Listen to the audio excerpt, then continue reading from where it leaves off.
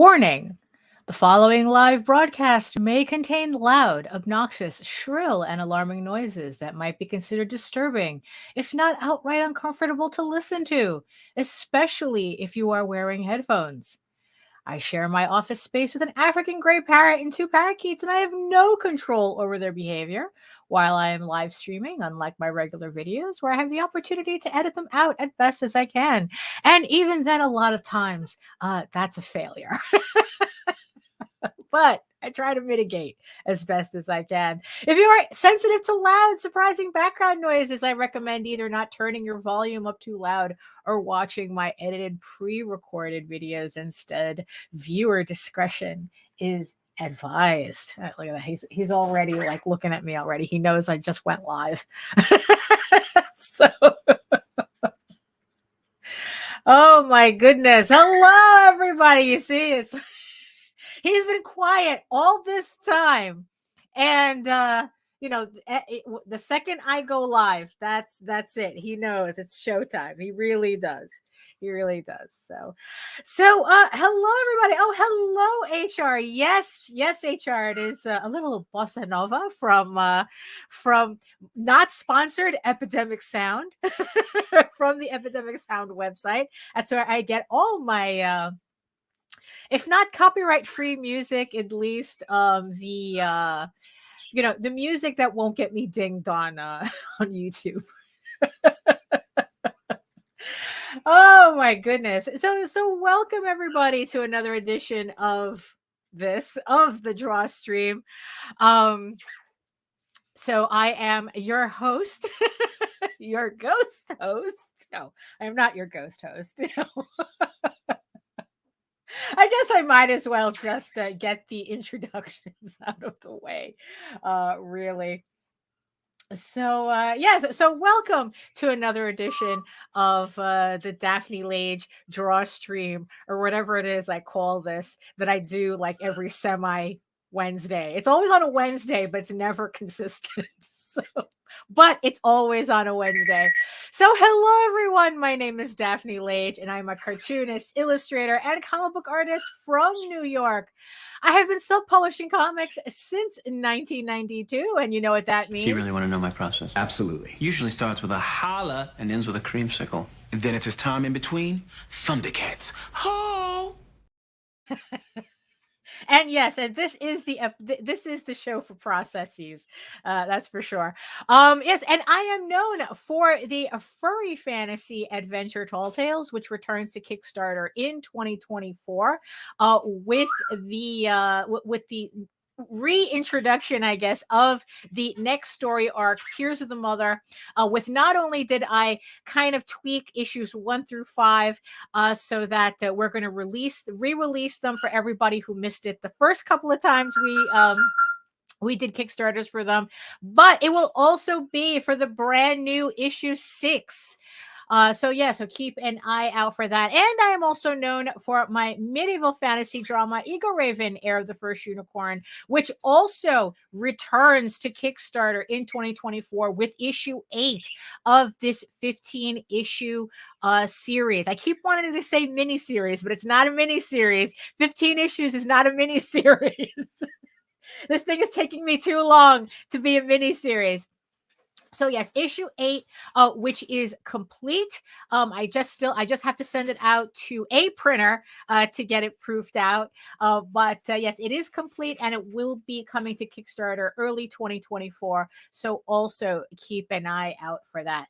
And I am also co-host with Nita Lanning on the Rage Into the Vlogs show every Monday and Friday at 11 a.m. Eastern on the Indie Comics Network.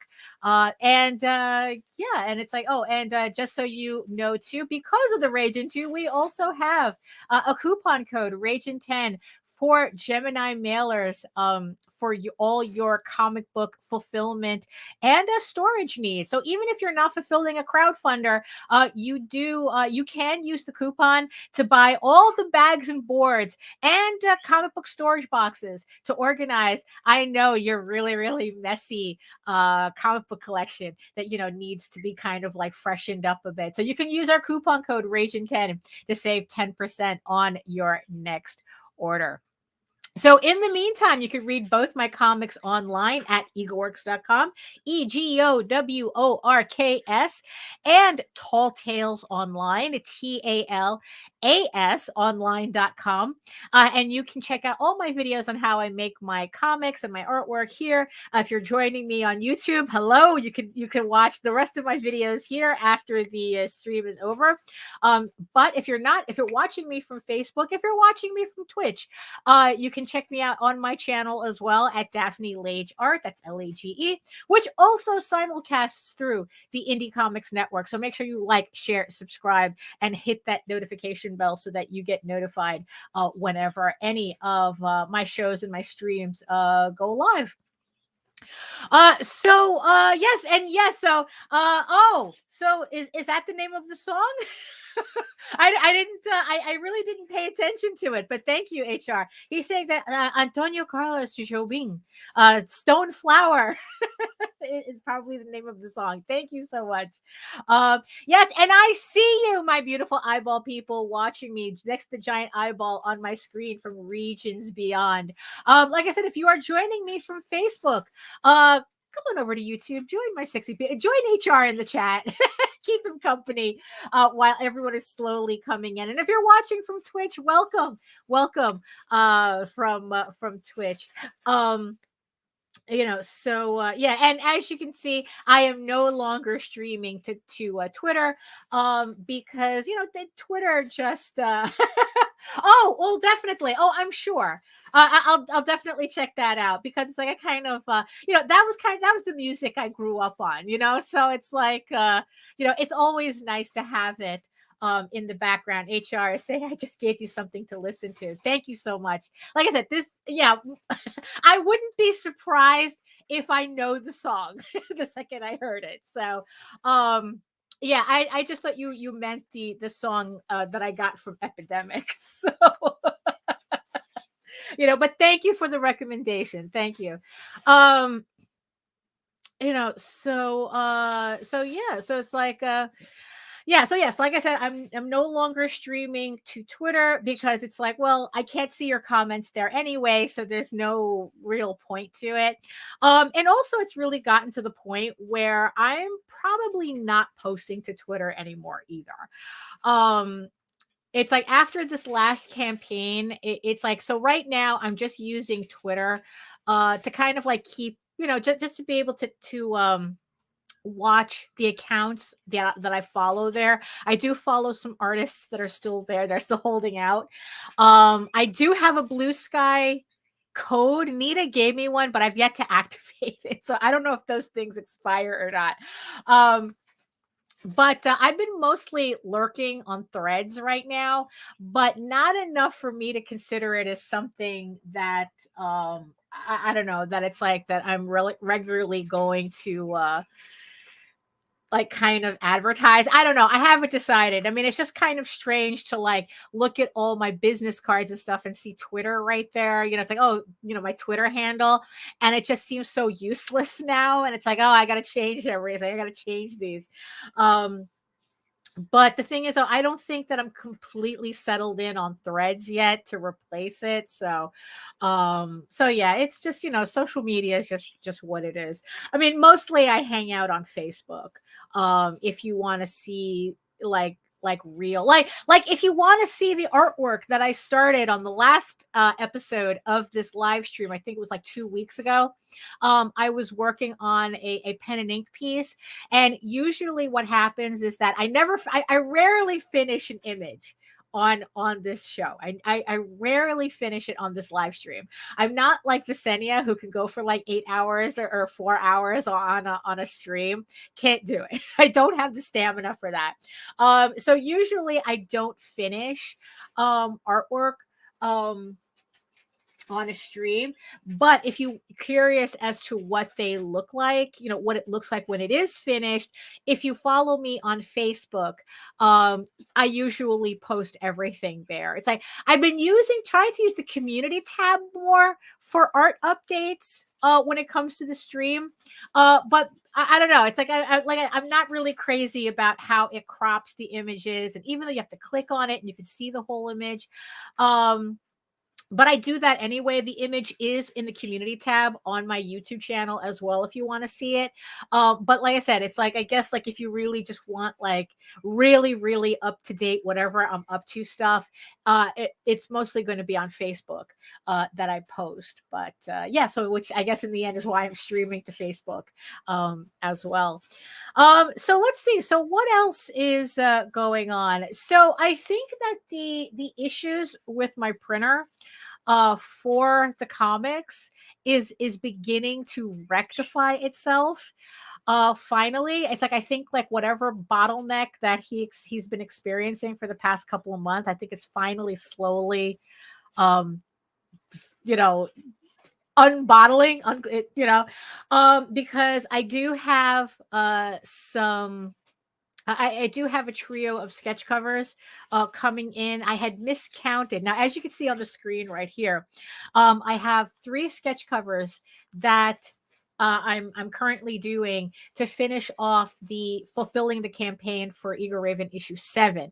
So if you're one of the people who ordered a sketch cover, it's one of these. So obviously I'm working on it. But what happened was that I had miscounted my initial order, and I had forgotten that with the level that comes with a sketch cover, that it also comes with a blank.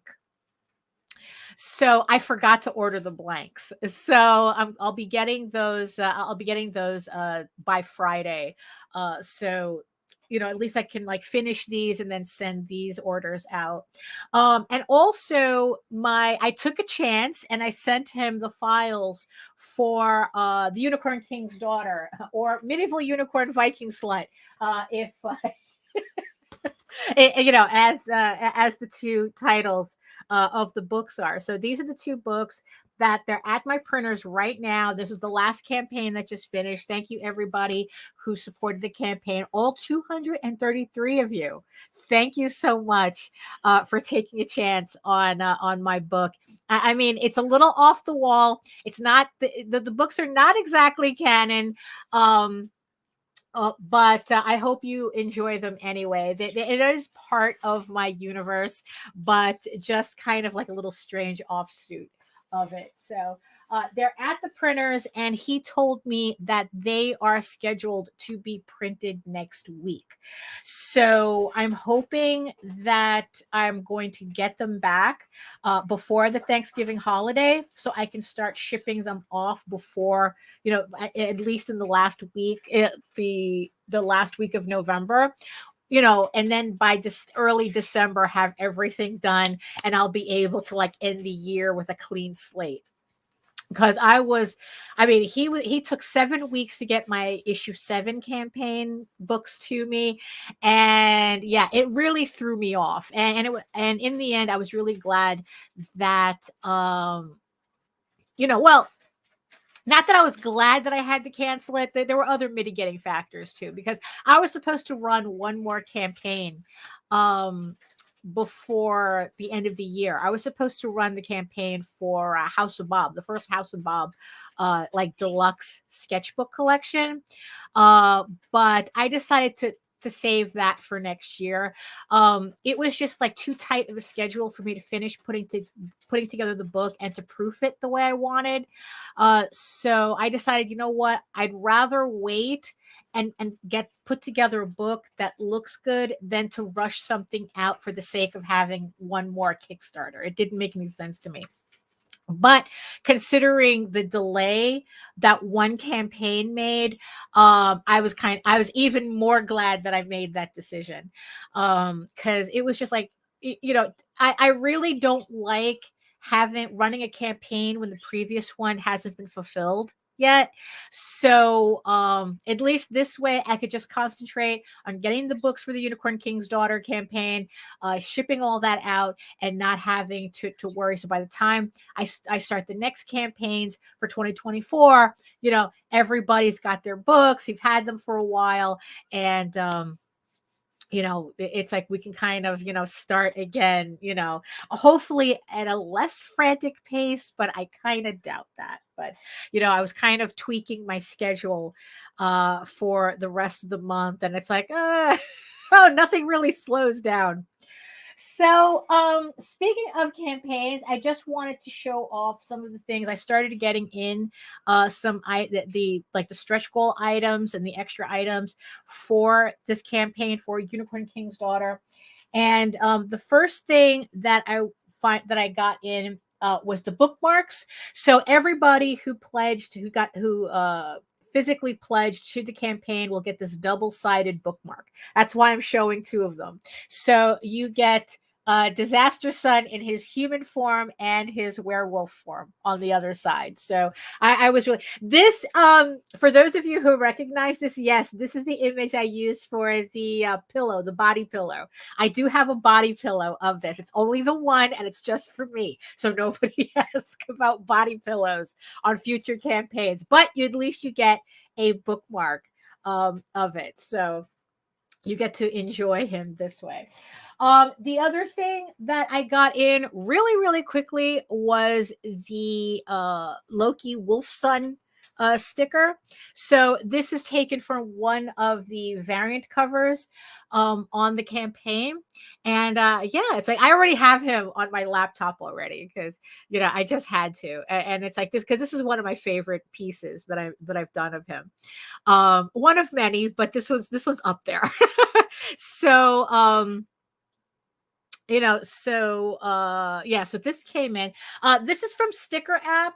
If anyone's wondering, what was funny was that usually like in the past when I ordered from Sticker App, it would usually take them a couple of weeks to get me my stickers. This took 3 days, which floored me. I was so shocked. Like I placed the order and then like not even an hour later, they were already saying that it was in production. And then it's like 2 days later, I got this in the mail. So I'm really appreciative of that. And yeah, so Sticker App, so if anybody's, wants to know, what sticker company I use. So also I got the bonus print from as well. I got this the other day. So this is the stretch goal print that got unlocked. And yeah, so that so at least that's into. This is the first time I'm doing prints with rounded corners, and I don't know, I kind of like that. It's like I've been watching a lot of these people on YouTube at artist alleys, and it seems like rounded corners seems to be like a trend because I'm seeing business cards with rounded corners. I'm just seeing everything with rounded corners. And it's like, you know what? Let me try that. And it's like, you know what? It's like, I don't know. It's like, I kind of like that. I kind of like that. Also, I remember, someone had mentioned that they like rounded corners. I think it was Max DeVille of Machine Gun Mary. Yeah, that's his book. And he had said that he likes doing cards with rounded corners because they remind him of Magic the Gathering cards. And he says also with the rounded corners, you don't get janky corners. It's like, they're less likely to get all ratty if it's just pointed, I guess. So I don't know. I was really happy with that. I have 2 more prints coming in today, later today. So at least that would finish everything else. That I have coming in. And of course, my poor little keychain that didn't quite make it. I was supposed to, the plan was to get this keychain manufactured if we reached 10,000, which we didn't. We didn't reach 10,000, but I do have the prototypes that I made.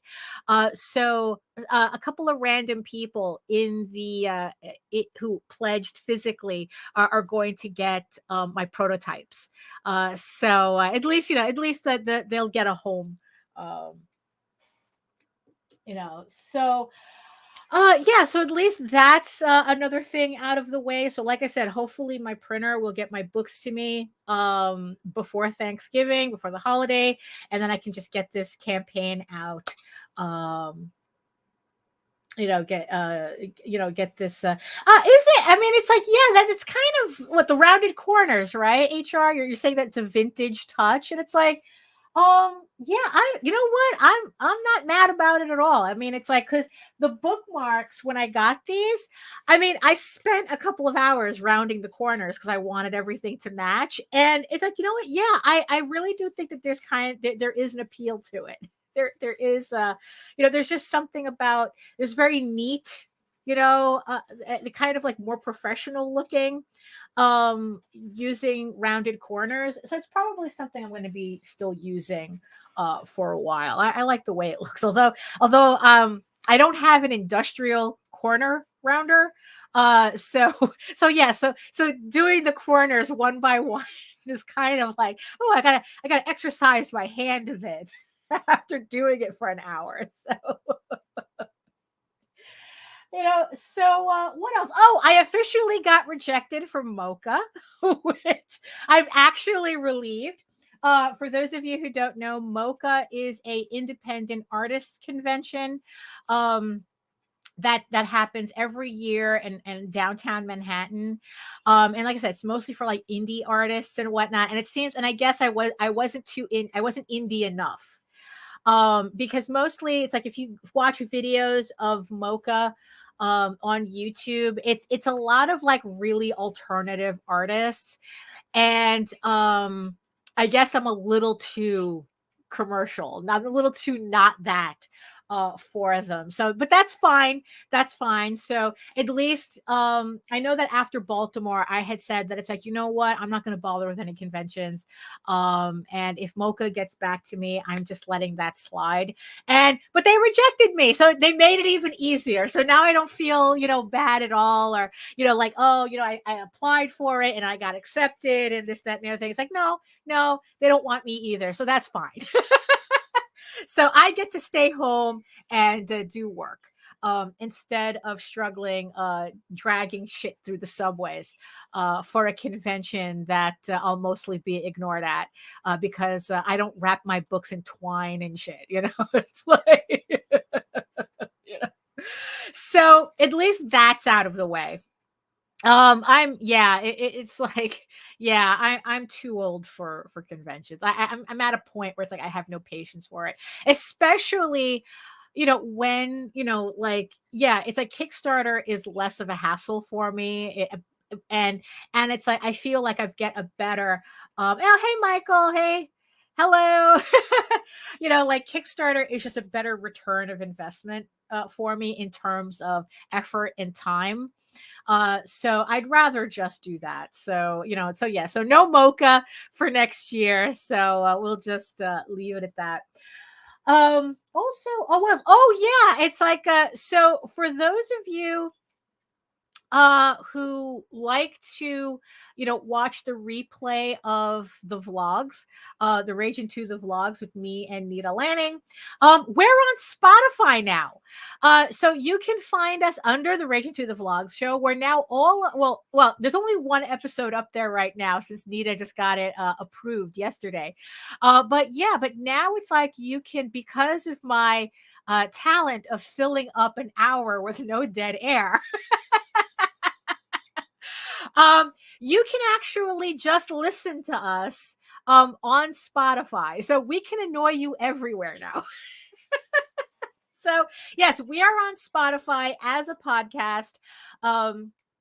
So yeah, so I thought that was kind of fun. I know she had been talking about that for a while, and she finally took the plunge. And yeah, so we're on Spotify as a podcast. So yeah, so I thought that was a lot of fun. Also, like, what else is going on? I don't know.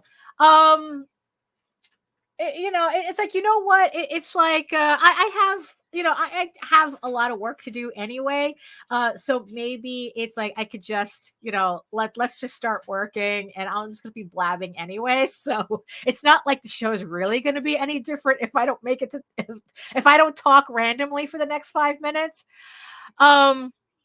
So like I said, what I have on the desk here is that these are 3 yes, exactly. Yes, all the gooey tentacles are out there. We're corrupting we're corrupting the indie comics youths with our nonsense and bad math. So So, like I said, these are covers, sketch covers that I'm working on for the people who did, purchase them on my last campaign. So now I just have to color them.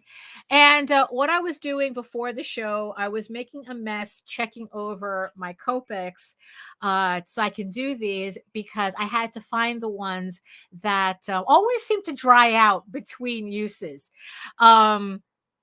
And in the end, I think that it's not that they're drying out, they just have bad nibs. And I just have to replace them. So I did find a couple of bad Copics that they're, like I said, they weren't completely dried out. It's just that the nibs got all crusty.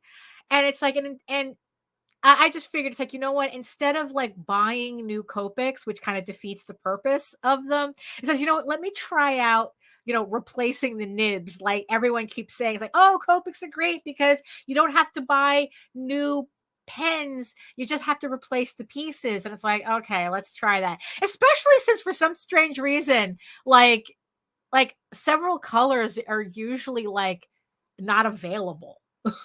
Well, yeah, Copics are expensive. That doesn't help either. Um, so it's like, yeah, so I bought like a set of replacement nibs. So at least that way it's like because usually it's never just one marker that acts up. So at least, I'll have enough nibs to replace a couple of markers. And it's like, yes, in the end, it is less expensive than having to buy a whole new marker. I mean, it's like, because depending on the color, it could range between like $6 to, I've seen certain colors go for $11 just for one stupid marker.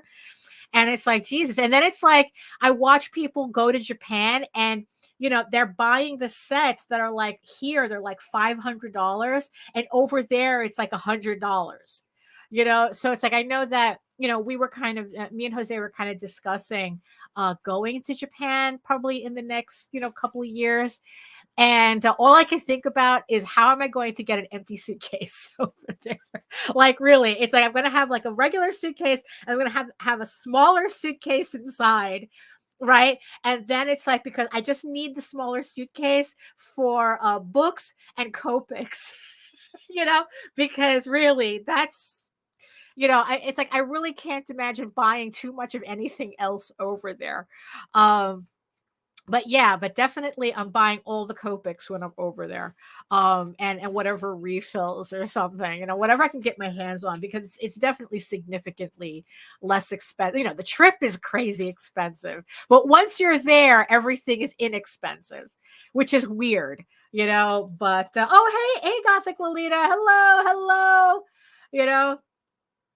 So yeah, so that was kind of like my plan. But right now, I'm just going to replace the nibs to the Copics that are kind of like janky. So at least, but at least I was able to figure this out before the stream, because I knew that if I just started coloring, like every color that I picked would probably be the janky one, and I would have to sit there refilling it on camera. So I didn't want to do that.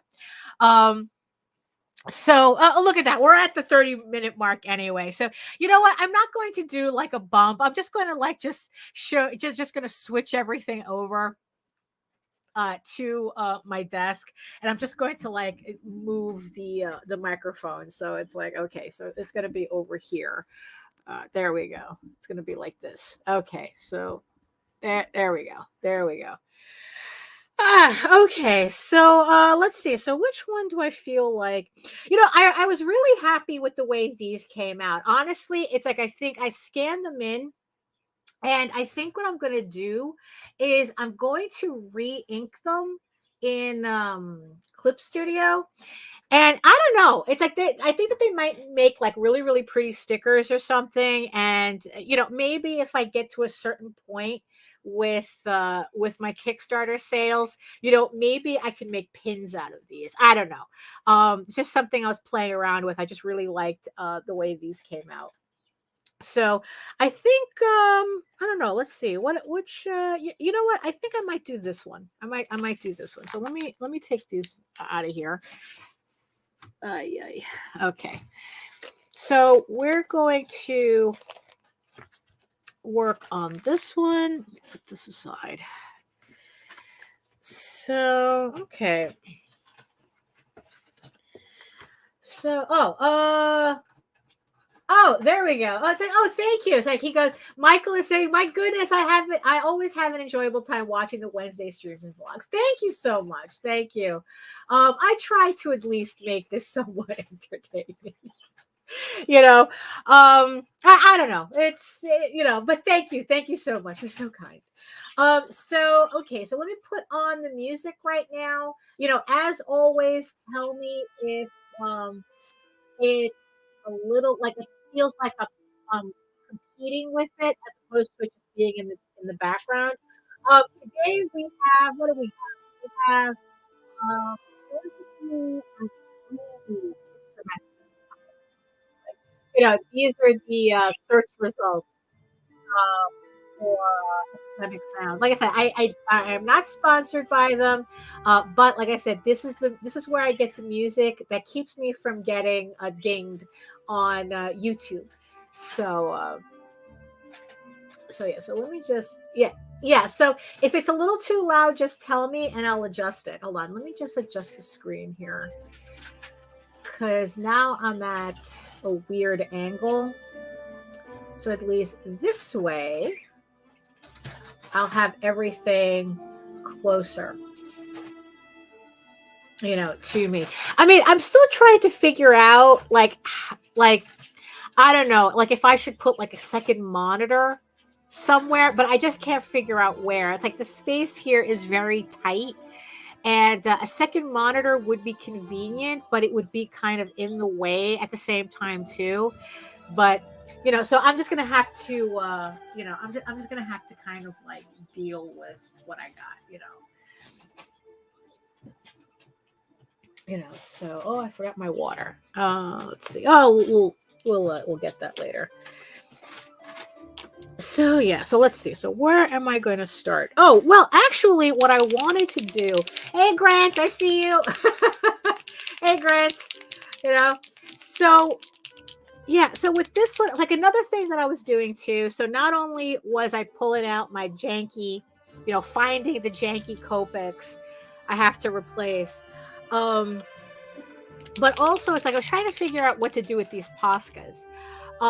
Because I have like a whole, it's like I have these Poscas, right?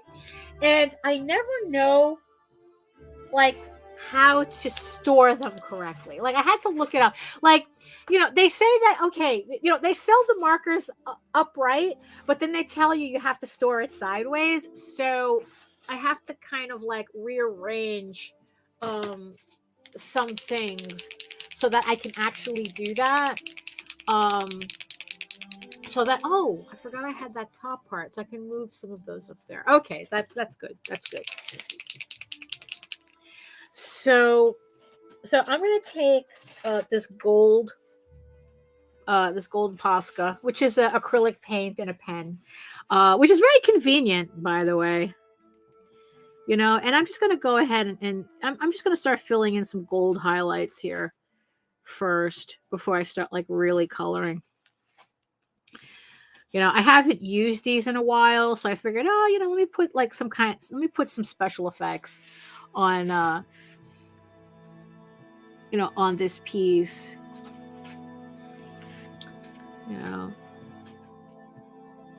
Yeah, so I don't know. So I don't know what's so like I said, I've just been kind of like going through my schedule for the rest of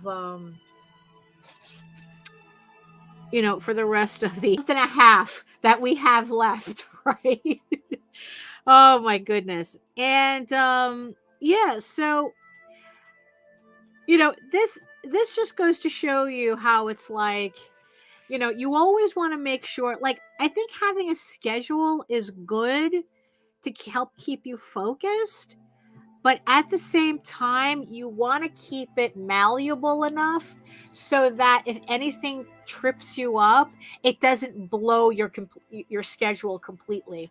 Or you want to be mentally flexible so that even if something blows up your schedule, it's like you're not like kind of like, oh, screw it, my schedule's ruined, so why bother doing anything. So don't do, you don't want to put yourself in a position like that.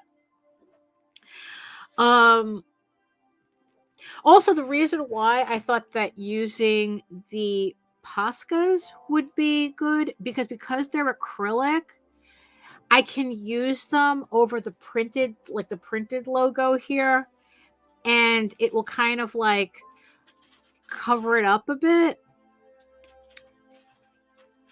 so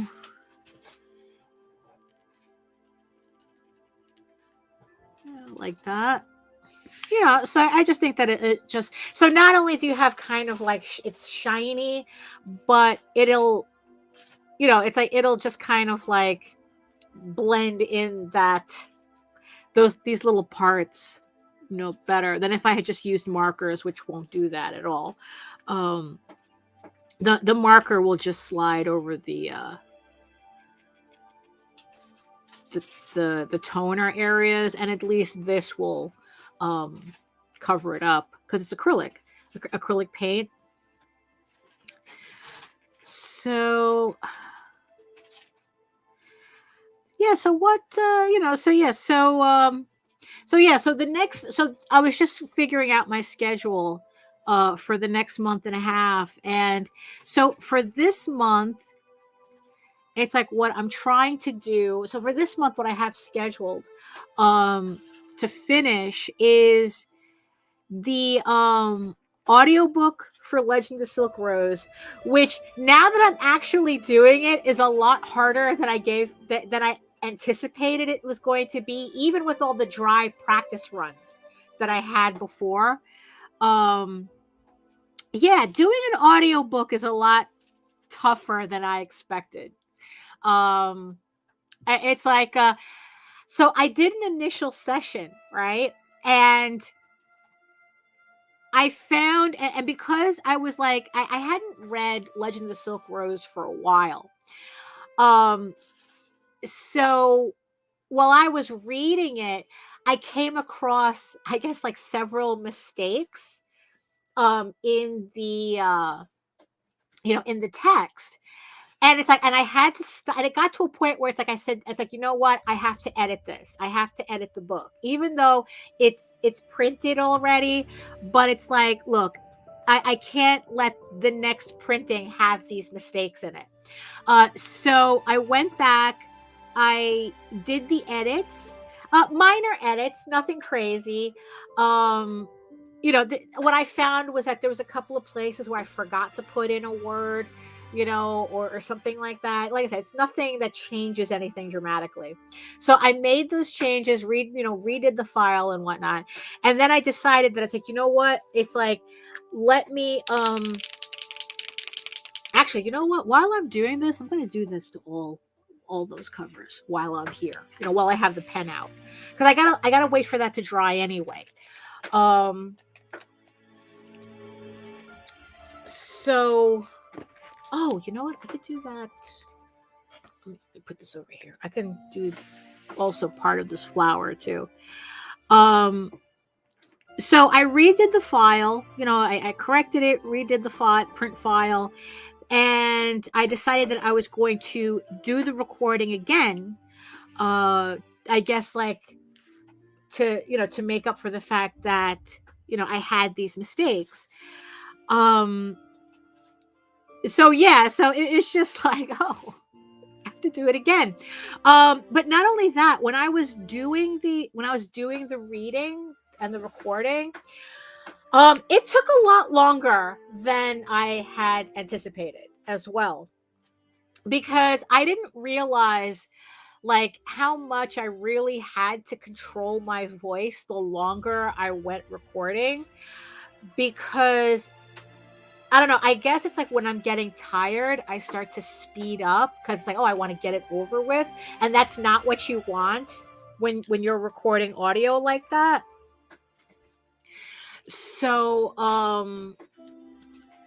so I made, so there's like a couple of places where it sounds like I'm kind of rushing through the text a little bit too much.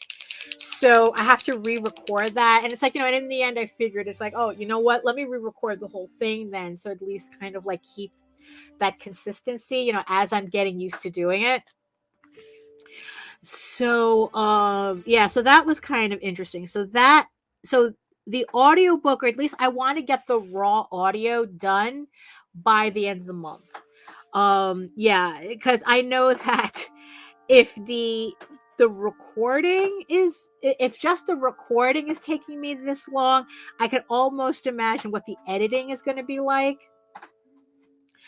So, and I haven't decided, like, there's some audiobooks out there that has music and sound effects, and I don't know if I want to get that deep into it. I'm not sure. I mean, the audiobooks that I've always been familiar with, it's just the authors reading the book. So yeah, so I don't think it's, so yeah, so I think I can safely skip the embellishments. Um I can, yeah, I think I can safely do that. Um so another thing kind of related to the audiobook, because I had brought this up on the Monday show, where like several, like, I forgot which issue it was, but I had a couple of people contact me, complimenting me, well, thanking me for making my PDFs accessible. And the funny thing is, I didn't know what they were talking about because I didn't do anything deliberately. And it turns out that by lettering my comics in Illustrator and converting it to a PDF from there, that their audio readers, because I guess they were visually impaired, and their audio readers were able to read out loud my comic to them. And I thought that was like pretty fascinating. I mean, it was unintentional, but I thanked them for the information, and it was something that I always kept in the back of my head, because it's like, oh, okay, so it's like, what else could I do? It's like, I still make sure, because because the other thing that I did, well, and that I really, like, ended up with an appreciation for it, was I redid the I guess the video for EGORAVEN issue 1, except like this time, the video comic, except this time I read the dialogue out loud, and I put sound effects and music. I kind of went a little overboard with it, but I had a good time, and I thought it was a pretty good video because of that. So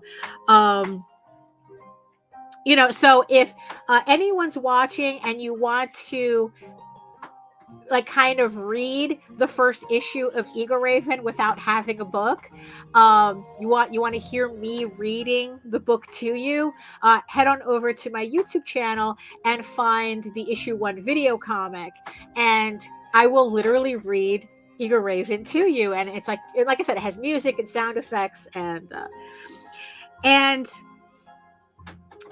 after I did that video, my mom, like, told me this, like, oh my god, it was the first time I actually was able to really enjoy your comic, because I was able to hear you read it, and then the pictures are really big on my screen. So and because, like, everybody needs new eyeglasses. So, but you know what, it's like I don't have the patience to sit, or at least I haven't, like, really been able to sit down with a physical book for like a while.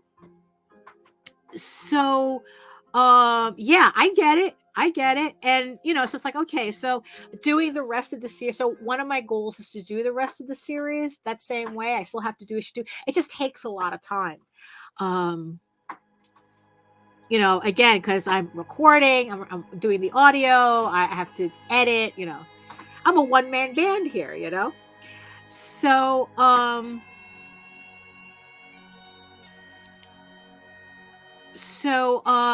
so again, that kind of got me thinking.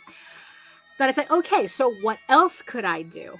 Right. So when I did the crossover on this last campaign with Krista Crawford with her novel Sky of Thorns, a fantasy romance novel, right? Which was kind of unusual for me because EGORAVEN's a comic, not a novel, right?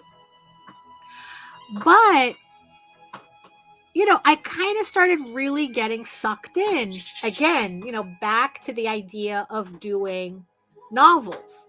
You know, I mean, like I said, it's like it's not new to me. I did Legend of the Silk Rose, which is prose. That was the first completed EGORAVEN story I did before I drew panel 1. Was that story? So technically, EGORAVEN started off as prose. And if you're feeling really adventurous, my only other finished prose novel is a fanfic that you can download on my website right now. So I wrote a fanfic like around like the 2000s, around like 1999, 2000. And I wrote a Secret of Nim fanfic, and it's on my website. So if you're, I hosted a website for a long while called the Justin and Jenner Shrine. If you know, I don't, if you're a gray muzzle, you probably know. And I lost all the files, and you know, and when I found the fanfic again, I decided that I was going to illustrate it and put it back up.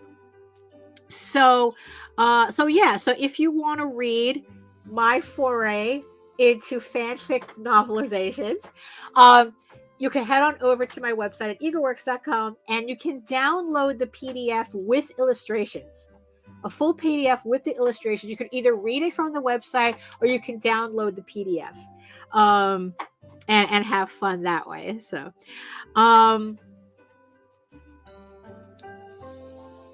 it's like I was, you know, kind of really getting into seeing all these novelists, you know, talking to novelists on threads, and then I was looking for a file.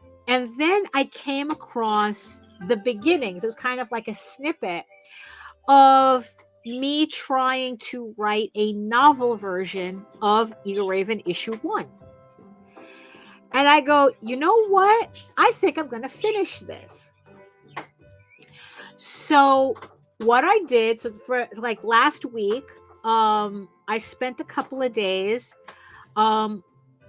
transcribing issue 1 into prose. The idea is that eventually with the entire series, it'll be one full novel that will expand on what's in the comic. So I finished it a couple of days ago. I did a couple of edits on it, and I'm really happy with it. So and here's the thing, I'm going to do an audio book of that as well. I'm going to do an audio version of that. So here's like another way that I found that that people can enjoy my comic without having to be dedicated to the comic, without having to read my comic, right? So now, not only is there's going to be an audio version of the comic, which there is on YouTube, but now there's going to be a prose version of the comic that actually kind of expands on the mythology a bit, of the world a bit in the comic. So you're going to get details in the prose book, in the prose version of the comic, than you would in the comic, because there's a lot of information already in the comic, but there were certain things that I wanted to clarify in the prose book that I was able to. So I'm really happy with that, with the progress on that as well. Okay, so let me get let me get this one. Okay. And so I was really happy with that progress.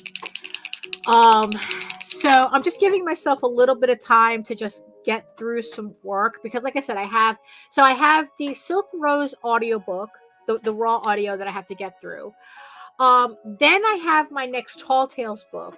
If you caught the very beginning of the show, I talked about how that's coming back to Kickstarter. Tall Tales is coming back to Kickstarter next year, with Tears of the Mother, which is the new story arc. I'm reissuing issues 1 through 5, and and issue 6 will be brand new for that campaign.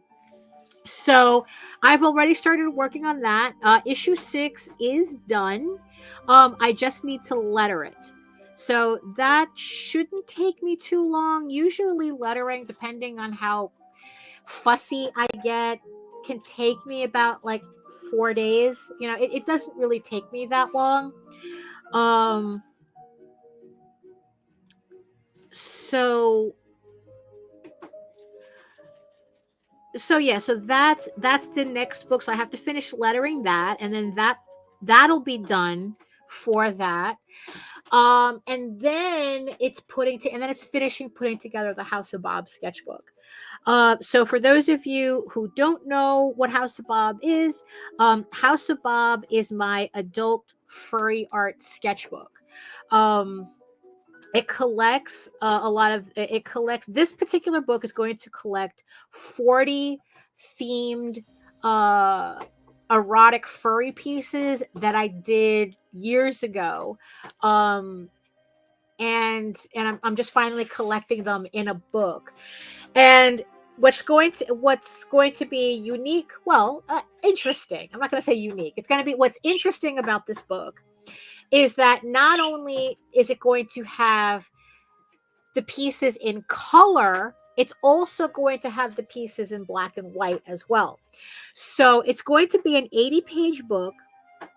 Half the book is, like I said, going to be the pieces in color, and then the other half is going to be in black, the same pieces but in black and white. They're going to be corresponding, because I have a lot of fans who enjoy my pen and ink work. But I also have just as many fans who want to see those same pieces in color. So why not do both? So I'm putting together that book. I have to do a new cover for it. The only thing that I haven't decided what I'm going to do.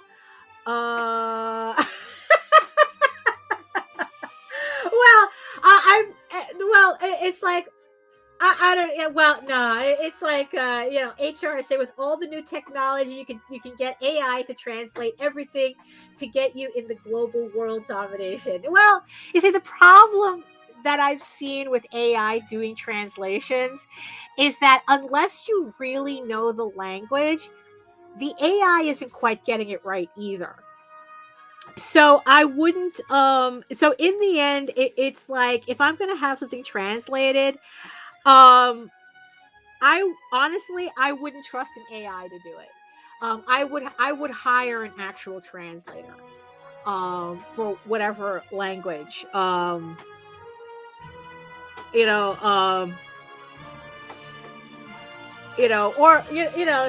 it's like, yeah. So I would hire a translator, because it's like, I wouldn't trust it. I wouldn't trust it. At least, someone who can speak the language would be able to know the nuances. Because there was a thing. So technically all I need to do is I just need to get my mom to translate my books into both Spanish and Portuguese, and we're good to go.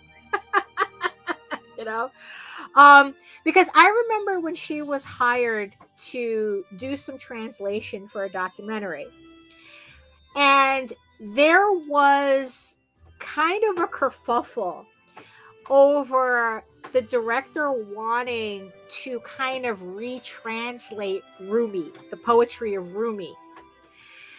And my mom, what it turned out was that the director was trying to translate it literally, And my mom was trying to translate it, keeping the spirit of the poem, you know?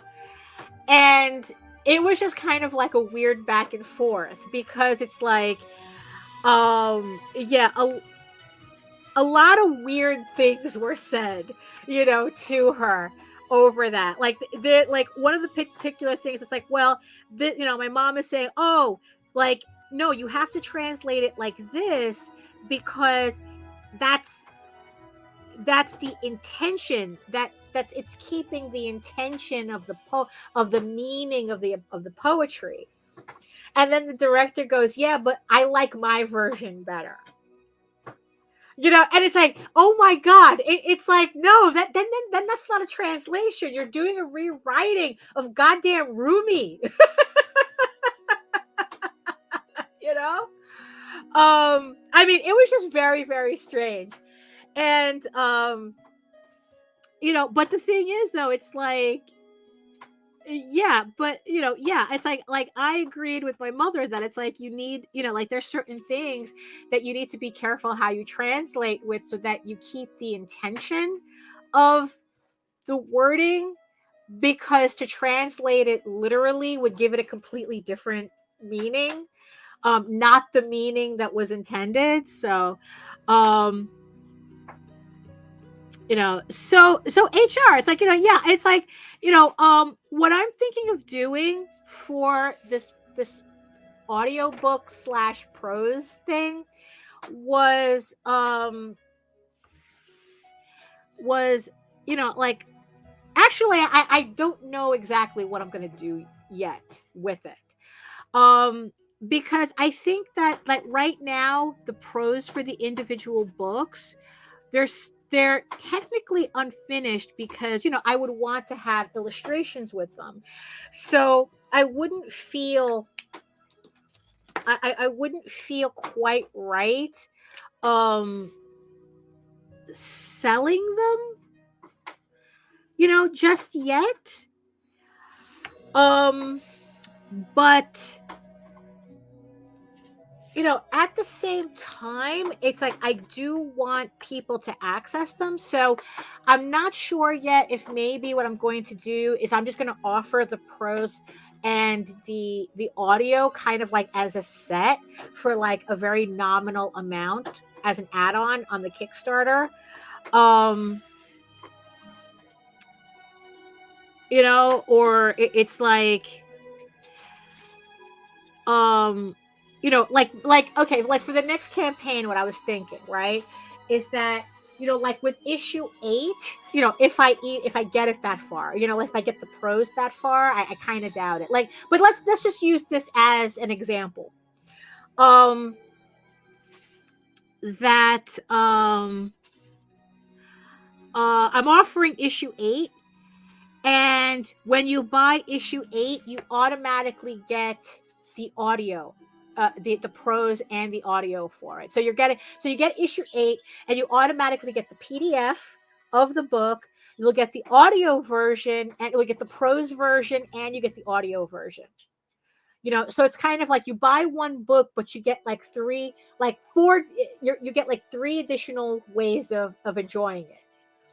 So I was just thinking of doing that, because, like I said, my idea is that once I have all 15 issues transcribed, then I release a full novel of it, you know, an illustrated novel for it.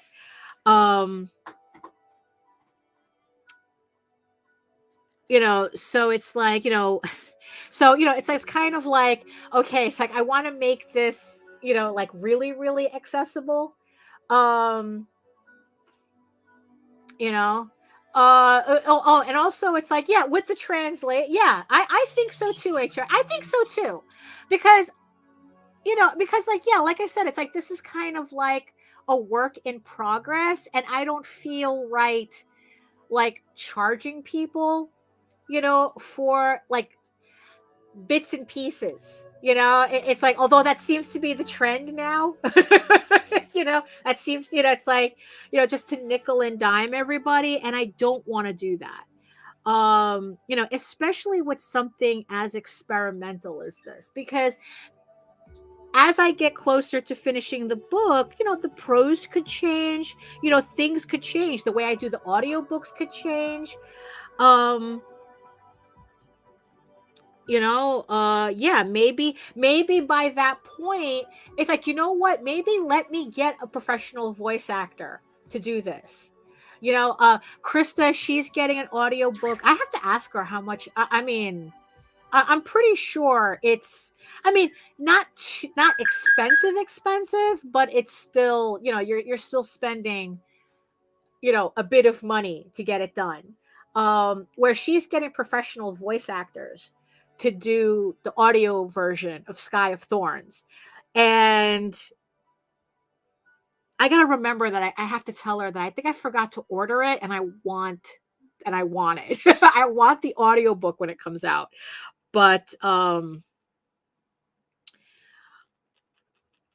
yeah, so it's like, so I don't want people paying piecemeal for a book that's going to completely change when I do a final version of it. So and like I said, in the end, the reason why I'm really doing this is because, in its finality, it's about accessibility.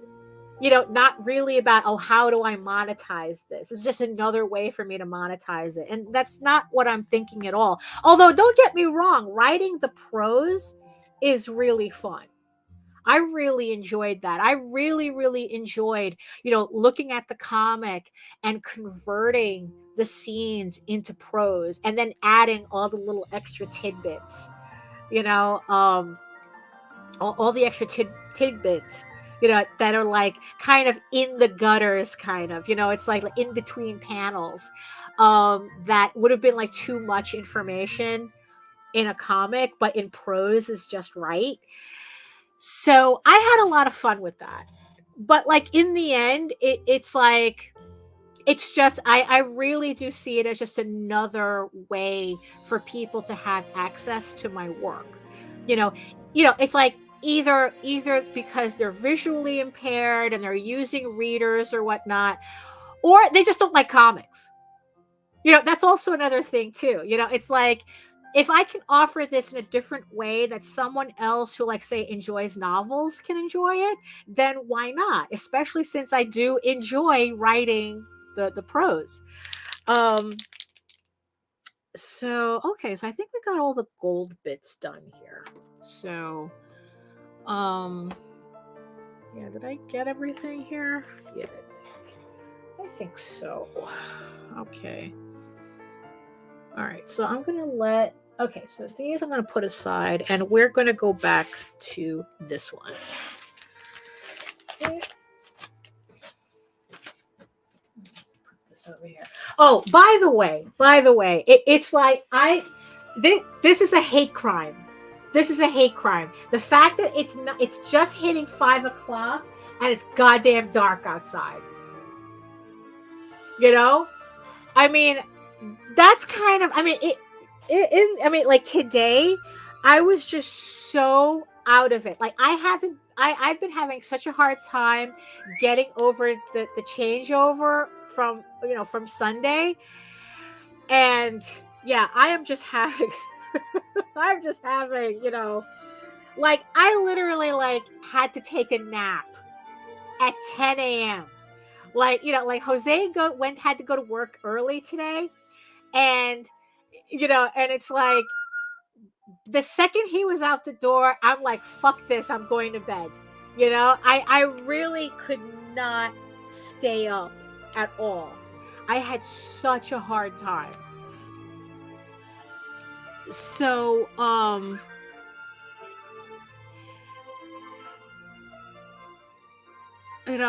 mean, it was, yeah, yeah, it's like, I really, I don't like it.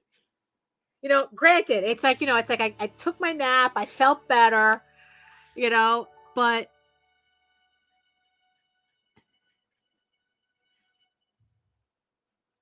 but I mean, it's like, I don't know. It's like, look, it's like you would think that backwards would be easier for me as opposed to forwards, right? Because, well, no, we lost an hour, right? We jumped back and we lost an hour. So technically the day is shorter as opposed to longer. But yeah, I don't like it. I really don't like it. I think it was like Arizona is like one of 2 states that don't follow daylight savings. And all I can say is good for them. Good for them. It's like, look, just let the days go the way they're gonna go.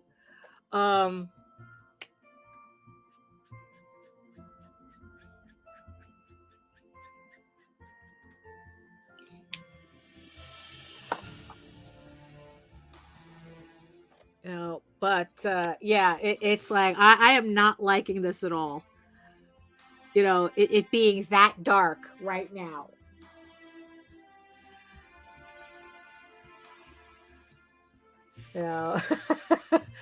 Oh, so you use military time. So is that just a preference, HR, or are you somewhere that uses military time normally, like normal people? Like, because I know that we don't, because I know that in Europe they use that a lot, military time.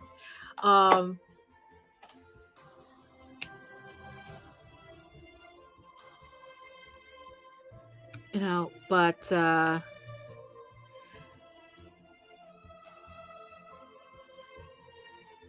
oh, Sweden. Oh, very nice. Oh my God. So that means it must are you getting like dark at like 2 in the afternoon already? Are you are you seeing, are you getting like that really, really early dark over there? Because I saw a photo of somebody, it was like 2 o'clock and it was already, and it was like, I don't know, is it like that there now? Because oofa, let me see something. What am I? Okay, you know what, let me do this first. Let me do this. You know what, let's make that pink. Let's make that pink.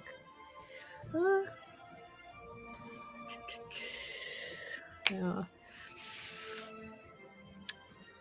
So so what was also, yeah, so what was the other thing that so I have to do the House of Bob sketchbook. So yeah, so that's going to be half and half. And also what I want to do with that is I want to proof a hardcover of that. Oh yeah, it's like, so you're saying that, yeah, it's getting darker and darker there earlier too. Yeah, I could imagine. You know.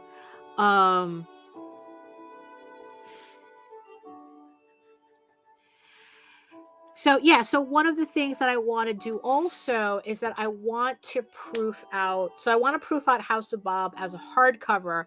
I'm still debating whether to do a soft cover version of it. I haven't, like, I had wanted to keep it like kind of like a deluxe thing, but then I'm kind of wondering, it's like, it's like the way hardcovers are priced nowadays, like the hardcover is going to be like an $80 book. And it's like, it's like, again, that whole accessibility thing. It's like, well, a soft cover would be more affordable for people, like, so I have to, yeah. So I'm still kind of like playing around with, okay, I have to proof a soft cover, I have to proof a hardcover, but what I do, do I go all in with the hardcover? Do I do a dust jacket and everything to really separate it, like differentiate it from the paperback? So that, so I'm still like thinking like those details out too. Because in the end, it's like what I'm trying to do is get all these projects, these books done by the end of the month, or at least like kind of like mostly done, because I want to spend December finally doing the layouts for EGORAVEN book 3. Which is issues 9 through 9, 10, 11, 12, issues 9 through 12. because yeah, it's like I just want to get the layouts done. My initial idea was that I was supposed to have started doing that in September. I'd wanted to do September, do issue 9, 10, 11, 12. So by December, I'm doing issue 12. But that didn't work at all. That didn't work at all.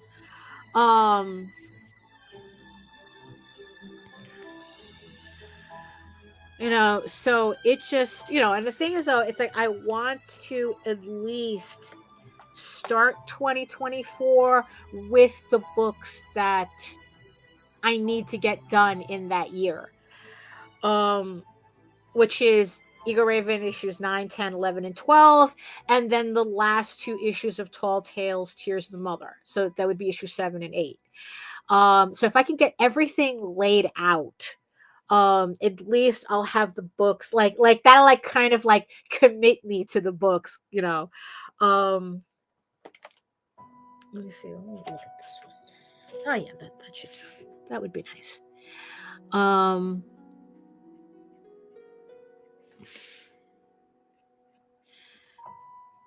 Oh, you know what? I could probably just use a little bit here. There we go. That's nice. I like that.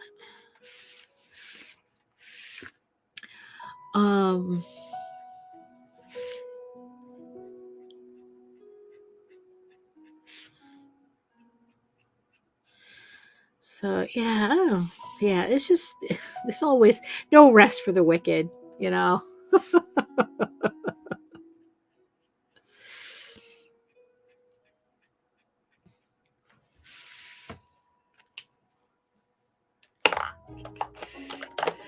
Let me go back to this pink.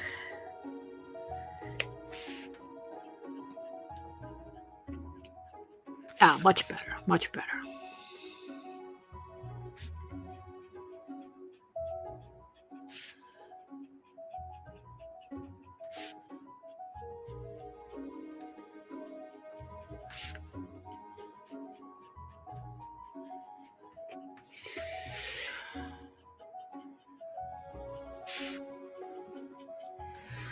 Yeah, much better, much better. Now let's do green. Okay. Yeah, if there's colors that I always have to double check before I start coloring something, it's blues and greens. Those are the colors that I always end up using the most of. So yes, I was especially checking those before the stream.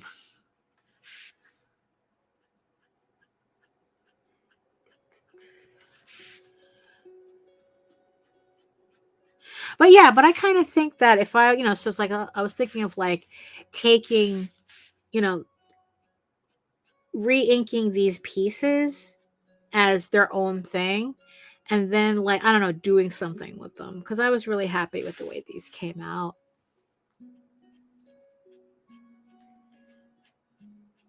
Also, what I'm kind of liking too is that with these pieces, with these covers, instead of, because usually I use multi-liners on them, and because I had my Rapidographs out because of another piece that I was working on, well, the Oswald pieces that I was working on, I figured, oh, you know, let me just ink it with these because they're out already, and I didn't feel like, because I have to, before putting them away, I have to clean them out, and I figured, you know, let me just use them one more time before I have to clean them out and put them away.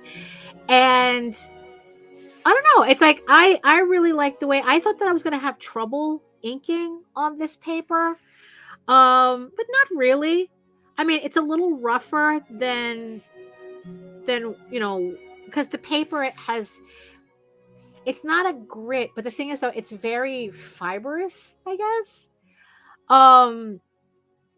But it didn't clog my pens the way I was afraid it would. So I just ended up using it. And what I'm liking so far that I didn't realize is that my ink isn't bleeding.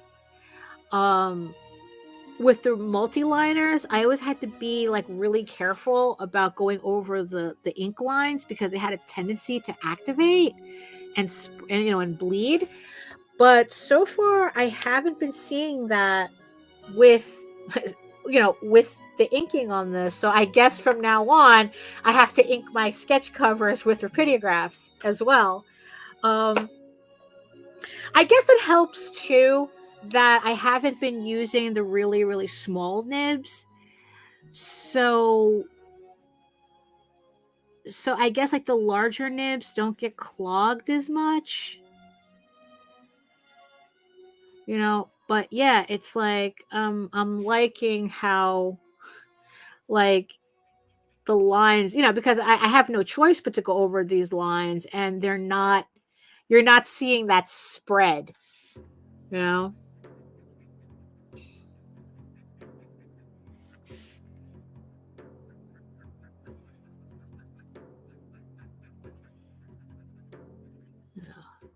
Let's see. Oh, HR is saying crayon Statler permanent, don't smudge. Oh, Caran Dash Neo Color 1 is also permanent.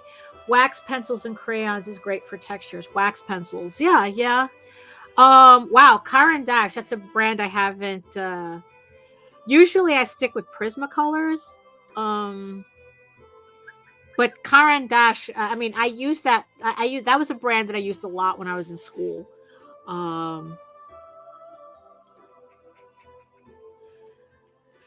Yeah.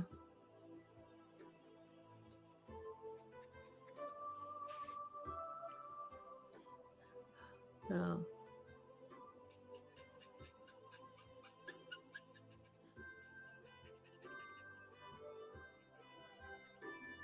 Yeah, and it's like, and I have a whole tin of Prismacolor pencils. I used to use them a lot until I just stopped.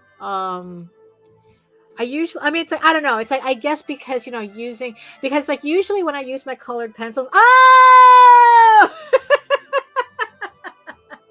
the train is here. The train is here. Hello. Welcome. So, Vesenia is joining us. I guess she just finished her stream. So she's gracing us with another raid today, Twitch raid. Hello, everybody. Hello, Kevin. Hello, Vess. Hello, Keenan. Hello. Oh, thank you. Hey, your work isn't too shabby, yourself. It's like, I am so dying to get that issue. The more I see unfold on what is that, issue 10 of Celestial Pulse, the more I want them so much. It's like, I cannot wait until you put those issues out.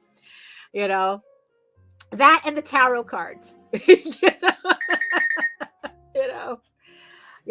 Oh, okay. So thank you. Welcome. So HR was saying how he uses wax crayons with sponges and ink pads, and the colored pencils. Yeah, because usually, it's like you're waiting on a demo print. Oh, very nice. Page 1 is always. Yes. So wait a minute. I thought you were. Did you finish something? Did you finish 9 already? Am I jumping ahead? Well, it doesn't matter. I'm going to buy them all anyway. I'm going to buy all the issues. I have all the issues from before, but whatever issues you put out, I'm getting them. It's like, it's not a discussion. Oh, issue. Okay, so Visenia is saying that issue 9 is finished and working on issue 10. Woo! Yeah, I got to start working on my issue 9 next month. I was just mentioning it that I want to finish all my stuff.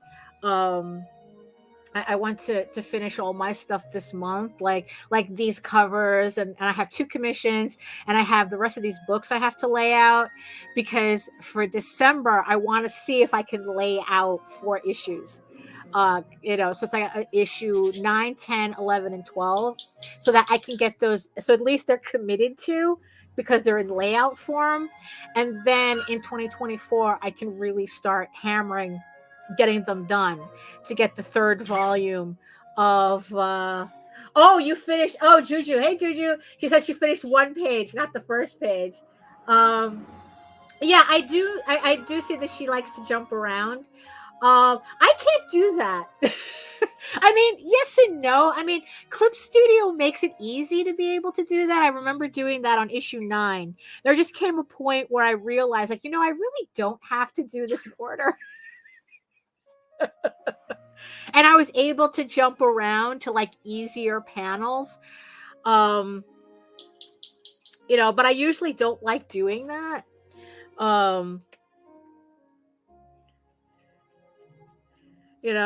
But hey, it's like, look, whatever it takes to get, well, that's true, especially if you're doing kind of like spoilery scenes. Yeah, you kind of want to mix it up a bit, but that's fun too, when they're trying to like decipher the story. That's always fun. I never understood like the Game of Thrones writers feeling like that, oh, people figured out the story, we have to change it. I go, no, that's the fun part. That doesn't, but yeah, of course, it's like the theories, those are always cool. But let's see. What am I? Let's see. Let me put some little yellow in this. Kind of. That's a little too yellow. Yeah.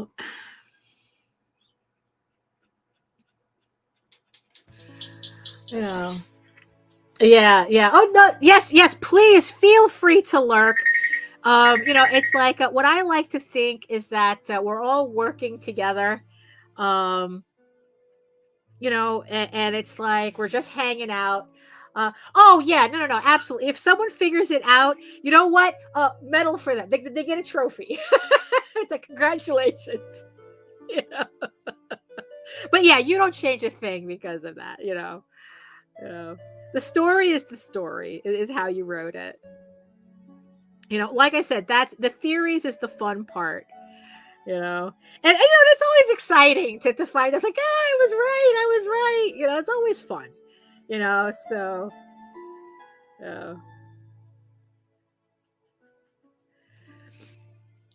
but yeah, so when so HR was talking about like using colored pencils, and like I said, yeah, I used to use a lot of colored pencils in the past, but I would usually use them with watercolor.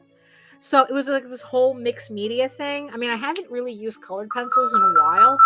A little out of practice, I would think.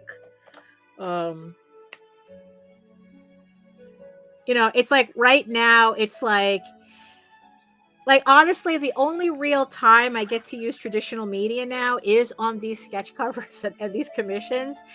It's like usually like in the pre-Clip Studio, right? I would usually have a stack of pencils that like blue lines that I would slowly go through inking just for fun, like pieces that it's like I don't really show off. But after really getting the hang of Clip Studio, now it's like I just do pretty much everything on it. And and then it's like, yeah, and it's like, and I have to, and then it's like, it's only if I really have to do traditional artwork that, I have to break out the Copics and break out, all the other stuff. I mean, it's like, I know some people might hear that. It's like, oh, it's like you don't do as much traditional art or whatnot. But it's like, but you know what? But I'm doing more artwork. I really do feel like I've been doing more artwork by putting half of the process as completely digital. Oh, Juju says that Vets just learned how to mimic watercolor in Clip Studio. Yeah, I haven't gotten to that point yet where like actually painting. I still there's still a lot of like Clip Studio that I have to learn just to do the comic side. I think in the end, okay, so I'll definitely make sure to check that out on Friday. Peek in, to see what watercolor pieces you're going to be working on in Clip Studio. Because yeah, it's like okay, I think I'm going to use this one. That yeah, it's like yeah, there's so much stuff in Clip Studio I'm still trying to get the hang of that I don't want to get too ahead of myself. I don't want to get too ahead of myself. Because especially like going back to when we were talking about like, making your stuff accessible, so yesterday we ended up getting an email from somebody asking, because usually we give out PDFs of the Oswald Chronicles. So that's Jose's work, and he has like a level where it's like it's all his novels, his Oswald novels. Not the comics, the novels. And someone had asked, it's like, oh, can you ever consider doing that in an EPUB format? An EPUB is just electronic. It just stands for electronic publication. And I guess kind of the standard of reading books on devices. And I guess like a couple of years ago, Amazon finally allowed their Kindle reader to be able to read EPUB, because I guess like the format is so ubiquitous that Kindle couldn't. It was the one thing that Amazon couldn't force people to use their proprietary thing. So they started using, they started allowing EPUB on their Kindle readers. So I had somebody asking if I would, if we would consider, well, it's me technically, because I'm the one that has to put these files together. If, like we would consider doing the books in EPUB format, so that I guess they could put it on their reader, because because the thing is that like being able to put that on a Kindle means that you can adjust the fonts. So if you have a visual impairment, you can still, it's like if I provided an EPUB version of the books, you could still read it because you could adjust the fonts to whatever size you need it, and you can read it. So that's something that I've been watching a lot of videos about, like on how to do that, especially like I said. So, and not just for Oswald, but for EGORAVEN as well, now that I'm doing prose versions of everything. So at least this way, it's another format that, I saw that does EPUB too. So it's like, yeah, so it allows people to actually to adjust the text. And so, yeah, so if you have a visual impairment or you just have shitty eyesight like I do, that you could still read, they could still enjoy the book. So that's what I've been kind of learning how to do, because I use InDesign and I use Word. So it seems that I can put together a Word document as an EPUB. But the thing is, though, a lot of my files are in InDesign, but it just depends on what I can figure out. The only thing, though, is that I was trying to figure out is that because my prose is going to have illustrations in it. So yesterday I was learning how to anchor images into the text, so when they reflow the images, the text, because they're adjusting the fonts, that it won't mess up where the images are. So I'm just figuring that out. It's just another thing I have to figure out how to do, because I think that That would just be. Now the thing is though, is like I'm not sure if that really, if EPUB makes a difference with comics itself. Because it's not like people can really, I mean, yeah, it's like it's just pictures. So if they just wanted to, they just enlarge it that way. Um but what I was saying earlier is that because I'm turning EGORAVEN into a novel as well, the main series. So I'm like, I've already transcribed the first issue into a novel format. So that could be an EPUB. So it's just figuring out how to format it correctly, because it seems like there's some certain things, certain tricks that you need to do in order for it to look properly on a Kindle reader. Unfortunately, it's not just you save it as an EPUB and you're good to go. It's, of course, it couldn't be that easy. So yeah, so that's just another thing that I was like looking up. And then I wonder why I don't have time to do a lot more traditional artwork, right?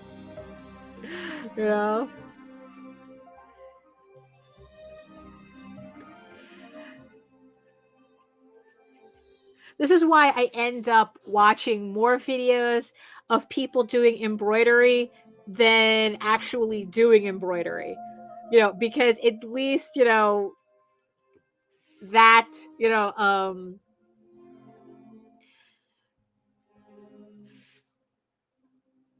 it's like I can watch and work at the same time. Rather than actually doing it. I did embroidery for a while, but that was like a long that was a while ago. That was a long while ago. There's an entire jacket that I embroidered when I was younger. It's like, oh, youth is wasted on the young. Actually, time youth and time is wasted on the young.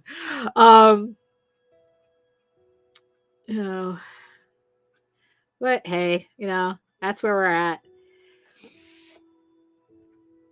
So we were just talking before about like, how do we make our comics more accessible?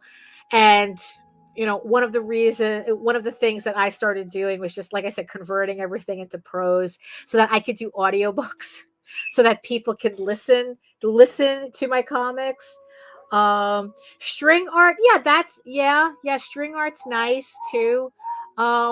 Like, what is it? What was I watching the other day that was like, oh, that would be nice to learn? Like paper crafts. It's like there's this Instagram account that I follow where they do like all these little weird things with paper, and it's just like really, really nice. But again, it's like, who has time for that? I don't have time for that.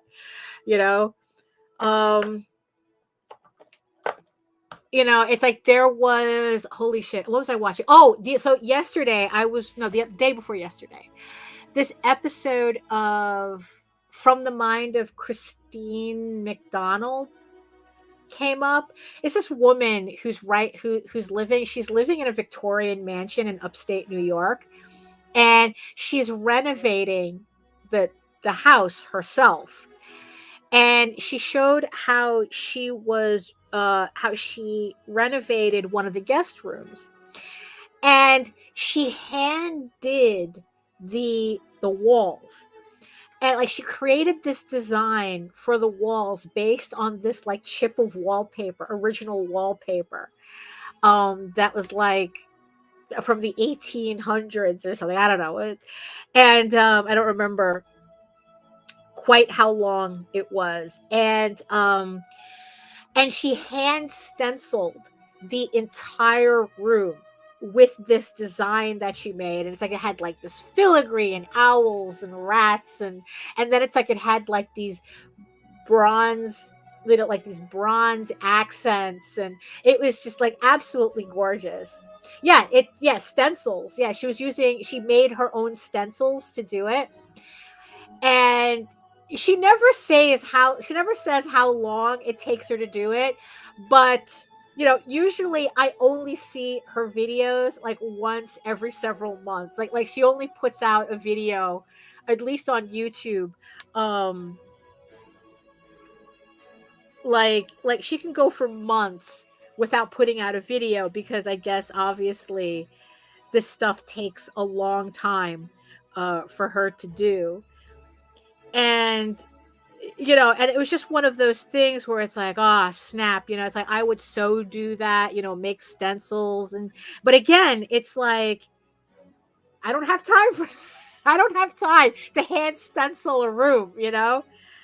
It's like that is not my thing. So I just get to watch somebody else do that.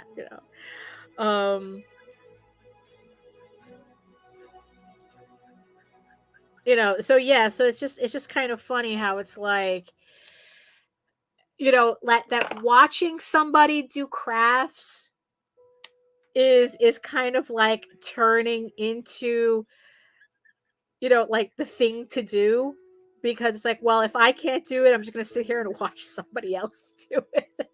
you know like on Instagram, there's an account that I follow that it's just a woman doing embroidery. That's it. It's like just little videos of her, doing, and it's like, and I'm like going, oh, I'd really love to do that. And it's like, just keep watching because that's as far as it's going to go.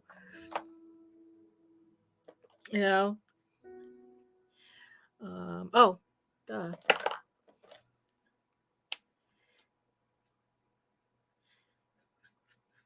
There we go.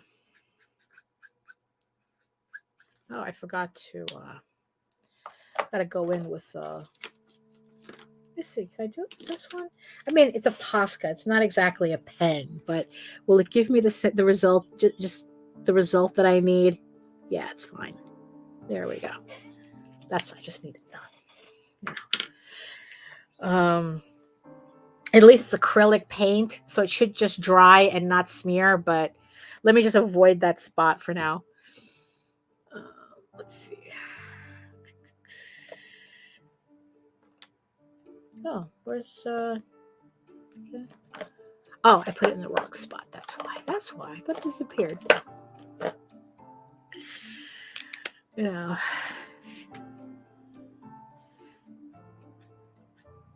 Oh, but Christine, oh yeah, furniture, right? That's another thing. That's another thing, is watching people make furniture. HR is saying, I'm into furniture now. There's a Swedish couple talk about furniture designs. Much mid-century modern from Scandinavia equals Scandinavian Design 101 on YouTube. Oh, very nice. I'll definitely check that out too. Yeah, it's I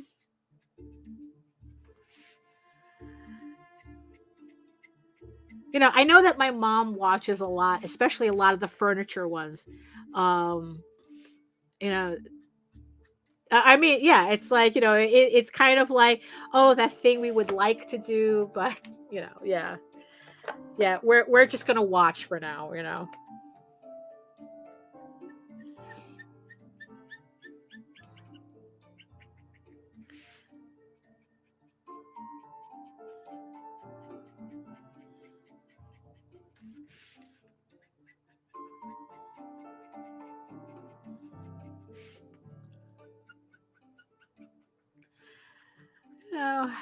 But yeah, but yeah, so yeah, so that's just, yeah, so it's just the usual, a lot going on, that old gag. Yeah.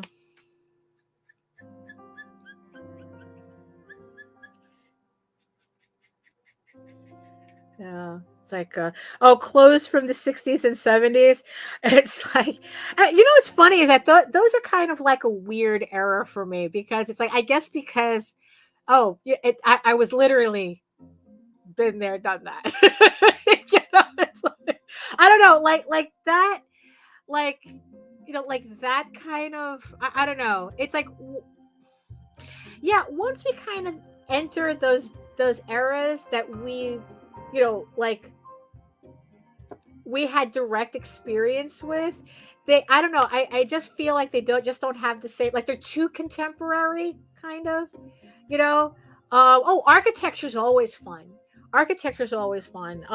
There's a woman I follow, Dami Lee, where she does she does architectural content, and I usually like it when she does like these essays on architecture in movies and manga.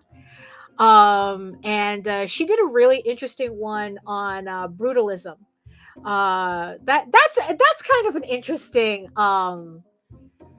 architectural school, isn't it? It's like what's funny though is that I didn't know that like Brazilian brutalism is like kind of like considered a like a subtext of the brutalism school, you know.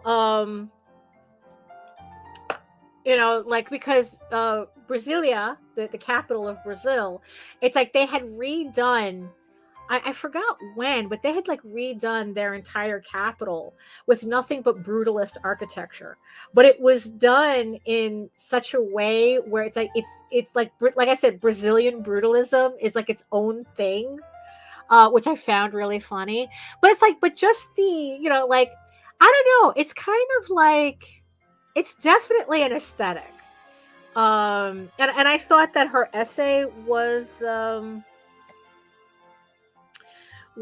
pretty interesting about that.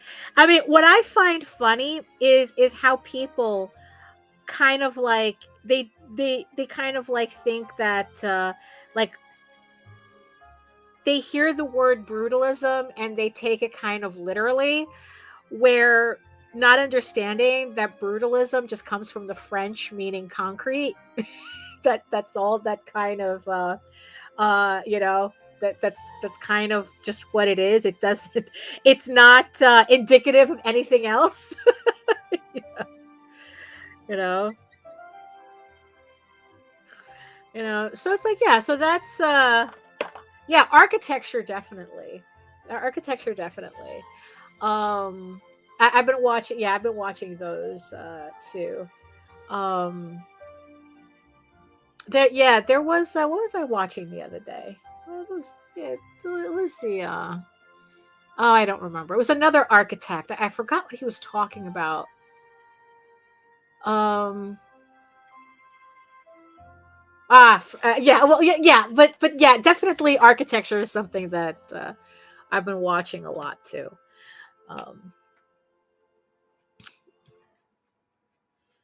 Yeah.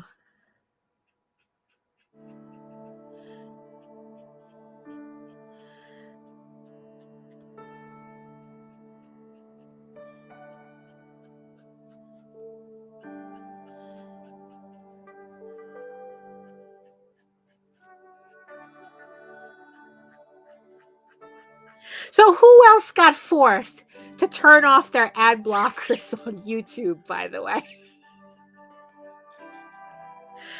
I mean, I was like so upset at that.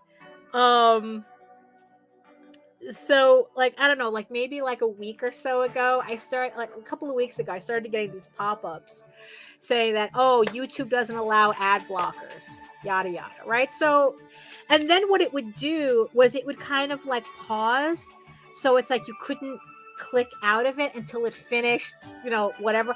And it's like, oh, joke's on you, the pop-up is less annoying than actual ads. But then it's like the following week, then the pop-up would come up, but then it would kind of like, it started doing something. It started not allowing the videos to load that I was wanting to watch. Well, it's like if you just re-clicked it, like if you just refresh the page, then the video would load. And it's like, oh, okay, ha ha ha, joke is still on you. This is still less annoying than than the ads. And then the week after that, it wouldn't let me load YouTube at all until I shut off my ad blocker. You know, it's like now it's like, no, you can't. We're not letting you watch this. You know, we're blocking you from watching YouTube until you shut off your ad blocker. And I was like, oh man, really? You know, it's like it was so obnoxious.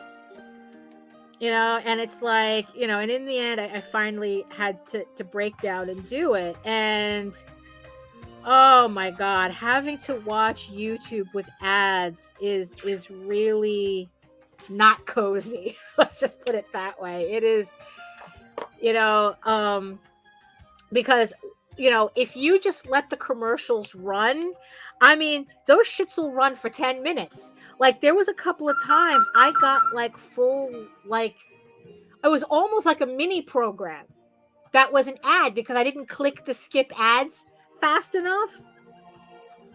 You know, and it was just like, holy moly. So it's like there, you know, before when I would just let like YouTube videos just run, you know, now it's like I kind of like have to like half pay attention to it so that I can click skip ads, or else I'm watching like 10 minutes of advertising, you know. Watch my ads. Well, you know what? Yeah, on Twitch, that's what I do. It's like I just let the ads run, you know. You know. Yeah, because that was the funny thing. My ad blocker didn't work on Twitch, so I was seeing all the commercials. You know, but it wasn't too bad. Although no, because it's like I would be like I would be sitting here working, and then like you're in the middle of something, like you're showing this is parts that I always hated. You're in the middle of explaining something, right? And then just when you're about to give like the final instructions, the ad pops up. And it doesn't pause. And the thing is that because you're live, it doesn't pause anything. Oh, really, Juju? That's because I was using ad blocker. You know, so it's like I thought they were just getting everybody. Although the funny thing is, when I turned, now I'm getting ads for ad blockers. So yeah, so the ad would pop up just when you're saying like the important bit, and then it's like I would have to wait until the replay in order to go back to find the spot. You know? So Gothic said that I had to get a new one too. So which ones are you using? Or you don't want to say? Ixnay on the ad blocker, eh? You know?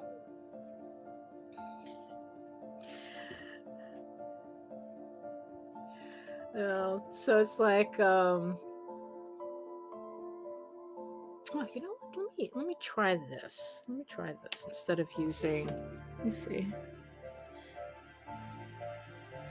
You know. Oh. No, not the pennies. You know. So yeah. So watching videos on YouTube is definitely not what it was before. I mean, and of course they want you to sign up for their premium service, right? And it's like, look, I'm paying another subscription service just to watch YouTube videos. I mean, it's like that really, it gets too much. The other day I had to like update my card because I had gotten I guess my one of my credit cards had expired. So I had to find every website that I had a subscription on. I had to remember to change, to change the card. And it's like, oh my God, it's like I had to create a separate folder just so that I remember, oh, you have AdBlock Ultimate. Oh, I just have AdBlock, so maybe I could just upgrade to that. AdBlock, okay, so I mean, I had to create a separate folder just to keep track of all the websites I had a subscription to. And it was just like so obnoxious. It's like I really do not like this trend. I really don't. I haven't liked it for a while, but it's like it just feels like it's just been getting worse and worse. Everything is a subscription. Everything is an upgrade. It's like, oh, it's like now that we've got you hooked on no ads, now we're gonna put ads in. I guess it's like Amazon is moving to an ad model, and so is Disney Plus, right? It's like now you have to pay more to get no ads. And it's like, and it's such a scam, because all it is that you're paying until they hit a certain threshold, and then it's like, oh, now you have to pay more for no ads. And it's like, it's and the thing is, though, it's like we all kind of have to remember that when it comes to these companies, we're not the customer, we're the product. So the customer is the advertisers.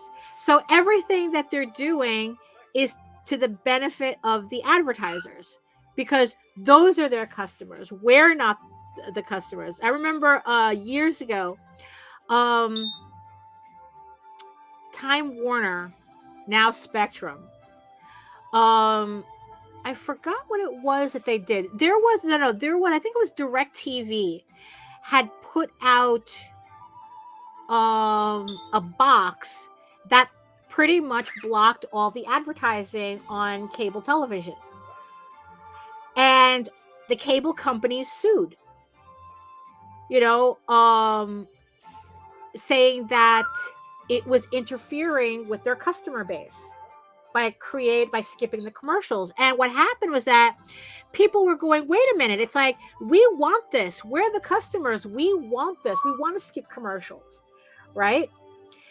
And the company and Time Warner had to turn around and says, no, you're not the customer. Our advertisers are the customer. And by blocking the advertising, you're interfering with our customer base.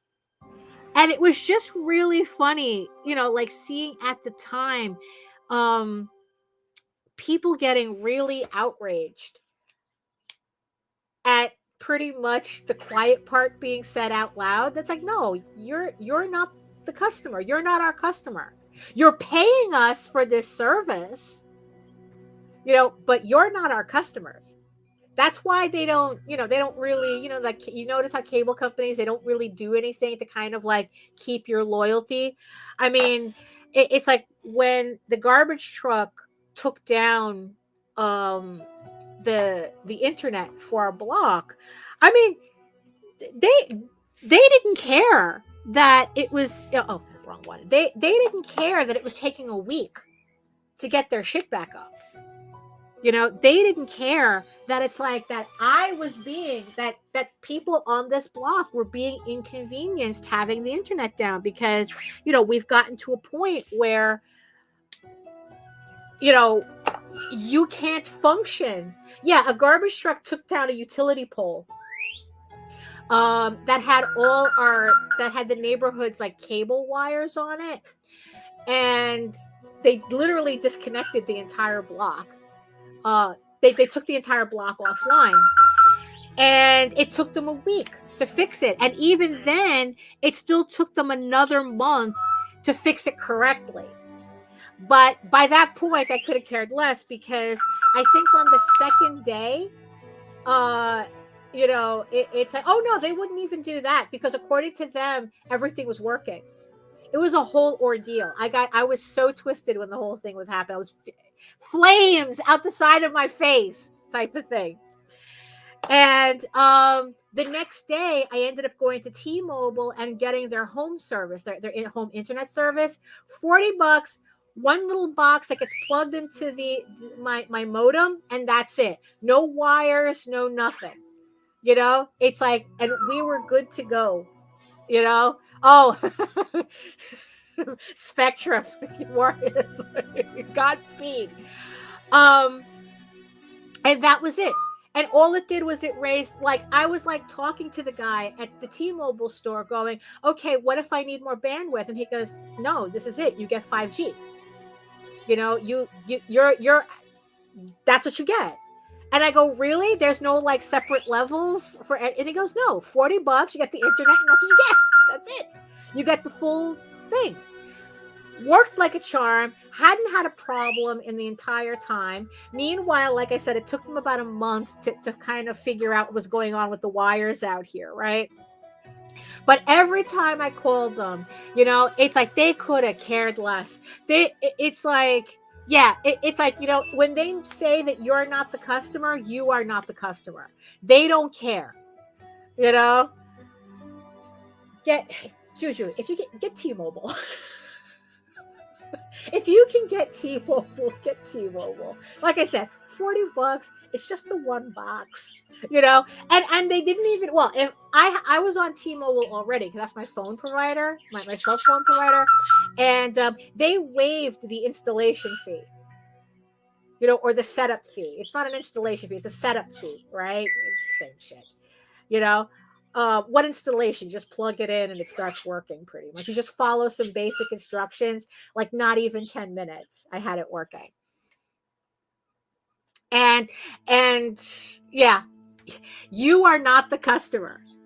You are not the customer. That's for sure. You know. But so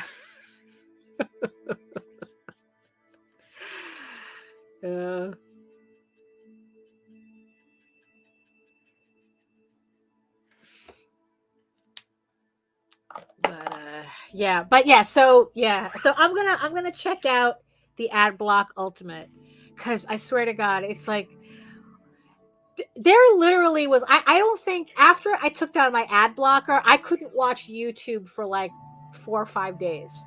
I really couldn't. It's like I had to like really like I just couldn't stand the commercials. And I wasn't watching YouTube at all. And it's like, and it just got to a point where it's like, you know what? I really do like watching YouTube too much. But at the same time, not enough to pay a subscription for. So I started putting up with the ads. But it's obnoxious. It's obnoxious. You know, but the funny thing is that I started getting commercials, ads for an ad blocker once I stopped, once I had to watch the commercials. So yeah.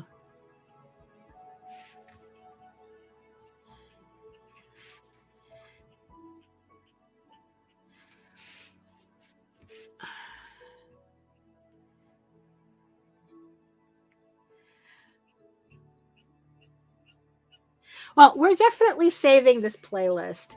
Oh, it's like a Juju says, I'll look into T-Mobile. Vess hates Spectrum. No, really. There is no loving a cable company. Absolutely not. It doesn't matter what name, you know, there is no loving a cable company. You know, I mean, it's like I heard that Fios is good too, but the problem is that the reason why I didn't go with them, because it's like we literally have the Fios box right in our backyard, because this is a junction for all the wires for Verizon and Spectrum, right here. And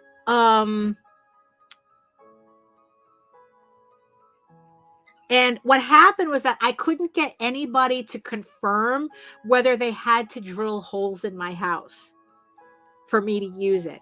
It's like, because the last thing I wanted was more cables coming into the house. Because it's like, especially since like a couple of years ago, I just had all the walls redone. You know, so it's like, no, I don't want people drilling holes into my walls again. It's like, and it's like they talk about Fios like, you know, it's like, oh, you don't need it. But the thing is, I couldn't confirm. Nobody could tell me if they needed to drill holes into my house or not. And so I couldn't, so I don't know. But with T-Mobile, it's just a box. It's just a box. You plug it into your modem. That's it. They do recommend that you put it at the highest point you can, especially near a window. Which in the office is, it's perfect. I've never had excellent signal before. And I get it with T-Mobile. With Spectrum, I never got excellent signal. So yeah, I highly recommend it. And yeah, and it's just $40, an extra $40 a month. When before I was paying about $200 a month for Spectrum. We were able to get it down to $79 a month because of some promotion they were doing at Best Buy. And then every 6 months after that, they've always tried to raise the price or something. And we'd always have to do something to get them to lower it again. It's on this last bill before I switched over, it turned out they were charging us for a service we never used for a couple of months, Spectrum Voice. And I'm going, we don't even have a phone. It's we don't have a landline phone. Why are you charging us for this? We didn't even ask for this. So then it's yeah, so it was a whole thing. And then the garbage truck made our choice for us. I mean, because yeah, with Spectrum, everything was a fight. Everything was a fight.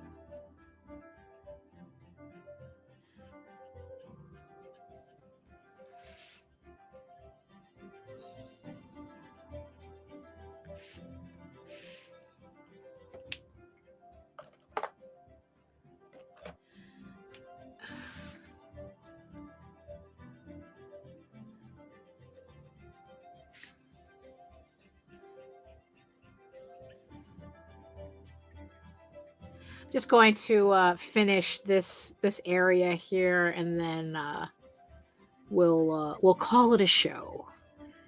We'll call it a night. But I just want to just kind of just finish this.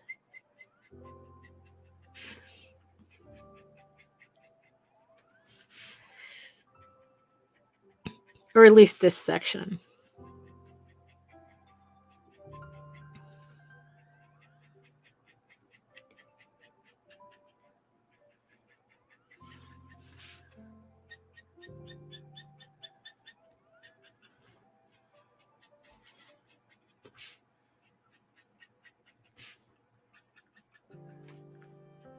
Gonna have to do something with this so that it separates it more from the hair. I have I'm using a very limited Copic set. I mean, I have a larger one behind me, but I think it's good practice to kind of just to force yourself to limit your options. Hey, friend, I see you. Hey, friend. So it's I don't know. I think it just makes it easier for me to get through pieces like this. But of course, it's what that usually means is that, I in a situation like this, I only have so many browns. So I have to do something to kind of separate this. So something like that.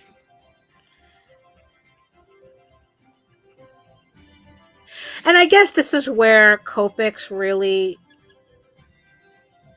works is, how well it blends. Actually, you know what? Let me put a little, what if I put a little yellow in this?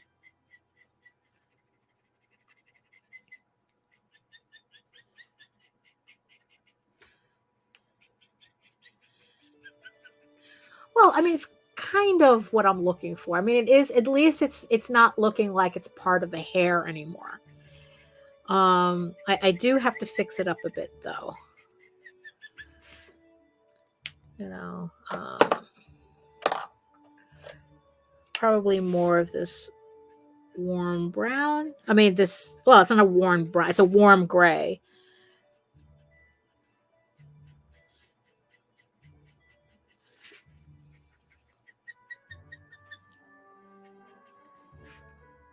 Yeah, I mean, that's, you know, it's not quite what I'm looking for, but at least it's separating itself from the hair.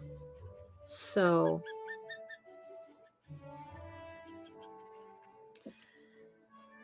yeah, yeah.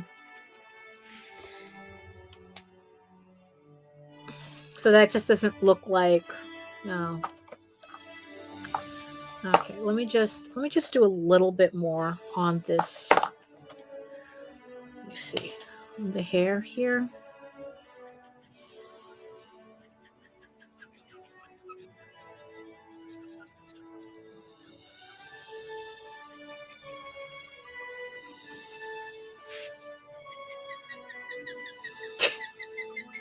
I feel like this is the background music at Epcot Center.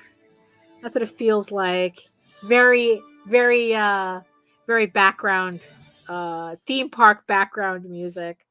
Oh, thank you, Michael. Thank you. Yeah, I think, yeah, I think it's coming out pretty nice. You know, it's almost, it's kind of like moments like these. It's like, ah, oh, man, do I really have to send this out? Yes, I do. Yes, I do.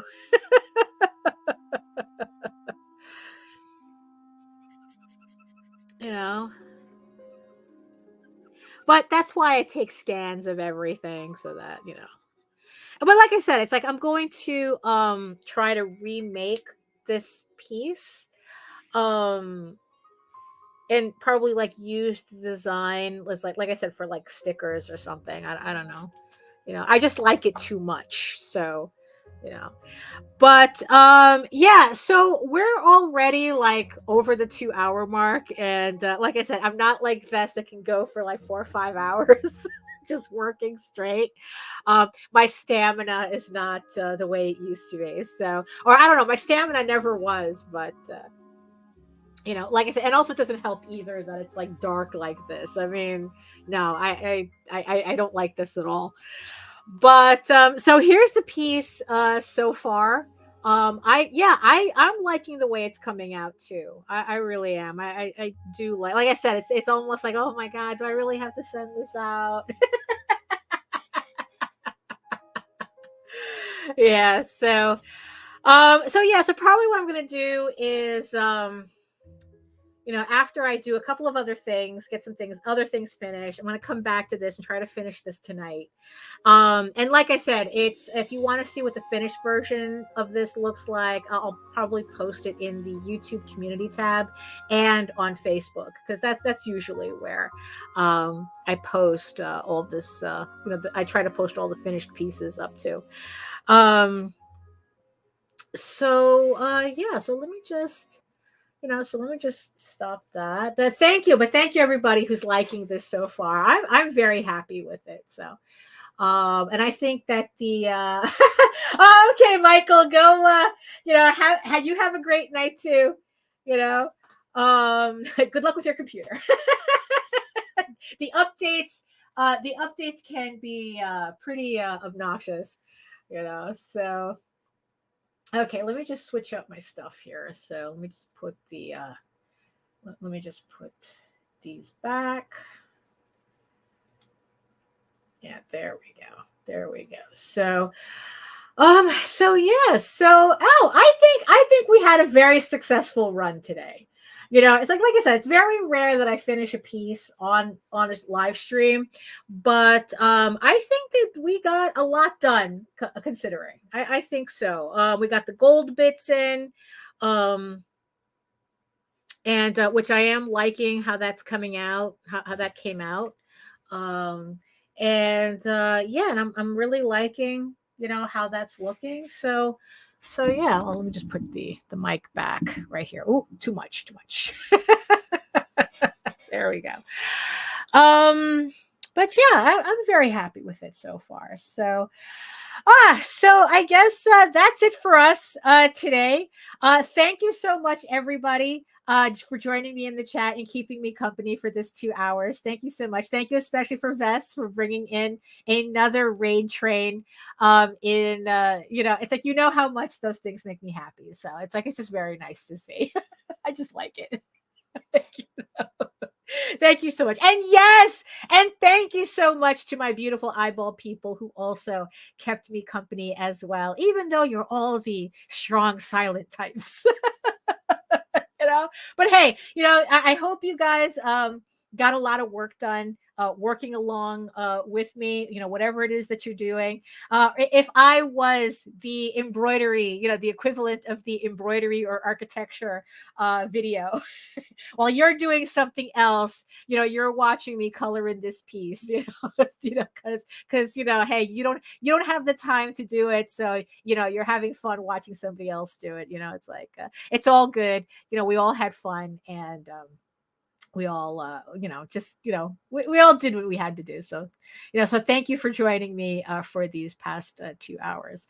So really quick though, so like I said early on in the show, EGORAVEN issue 8 will be returning to Kickstarter in 2024, along with Tall Tales Tears of the Mother, which is the new story arc. Again, that's also going to be back on Kickstarter in 2024. If you haven't signed up for my mailing list, please do. The links are in the show notes below. You can sign up here or on my website. Well, the link will take you, the link in the show notes will take you directly to the mailing list. So like I said, you can sign up here or at my website so that you don't miss any more information as to when these campaigns go live. You'll get it directly from me when I email everybody. So don't forget that. Also, just to give everybody a heads up, the Oswald Chronicles is back on Kickstarter as well. With The Light That Attracts, that's issues 1 through 4. That is another Oswald Chronicles story that, like I said, is on Kickstarter right now. The link for that is in the show notes. JD Calderon is the guy who wrote the Oswald Chronicles, who's also wrote Tall Tales as well. So so check that out. Also, our friend Rob Multari just launched his comic as well, Nightwolf. Issue 8 is now on Kickstarter. That's also in the show notes below. This is a coming of age werewolf drama, action adventure about a guy in high school who finds out he's a werewolf, and you thought puberty was inconvenient. It's a fun book. So you can check that out as well. Issue 8 is on Kickstarter right now, and if you missed all the previous issues, he also has that on the campaign as well. Same thing with the Oswald Chronicles. If you missed any of the previous campaigns, check out the add-ons, or you will find like the last 3 trade paperbacks collecting the previous stories so that you don't miss a thing pretty much. So check that out in the show notes. So that's it for me. Thank you so much for keeping me company. Like I said, I'm glad you enjoyed the piece so far. I'm liking it as well. And like I said, if you want to see the final piece of that, make sure that you're following me on Facebook because that's usually where I upload all of these things. So if you want to learn more about me and my artwork, oh, wait, what? Poof. Oh, there we go. Now we're ready. If you want to learn more about me and my artwork, my upcoming campaigns, all my work, all yada yada, all the good stuff, you're going to head on over to my main portfolio site at egoworks.com, EGOWORKS. You can find links to all of my galleries and social media sites, but like I said, I post mostly to Facebook. If you are interested in seeing sketches, current work in progress, and any live updates on anything that I might have that might be going on at that moment. And remember that you could also check me out here at my channel on YouTube at Daphne Lage, Lage Art, where I have over 500 videos related to art, art supplies, art reviews, comic books. And, it's like how I do my comics, the whole 9 yards. I have a video. Probably if you're looking for something, I have a video for it. So check out my archive. I also have all of my previous live streams on there as well, including the vlogs and the draw streams. So if you missed any previous episodes and you want to catch up for some reason or another. So and yes, and remember, and also remember that I usually run this draw stream Wednesdays at 4 p.m. Eastern. Not consistently, not every Wednesday, but Wednesdays. Also remember that you can read EGORAVEN, Air the First Unicorn for free, uploading every day, Monday through Friday at my website. So it's like, so if you're seeing EGORAVEN for the first time, or you're curious about it because I had the covers scrolling the entire time, you can go on over to egoworks.com and you can read it for free. You can download a 16-page sampler PDF. And it's like, and you can just check it out and get see what it's all about before the 8th issue comes back on Kickstarter. But if you prefer your fantasy to be more of a furry Lord of the Rings adventure, you can follow the link over to Tall Tales. That's TAILS online.com.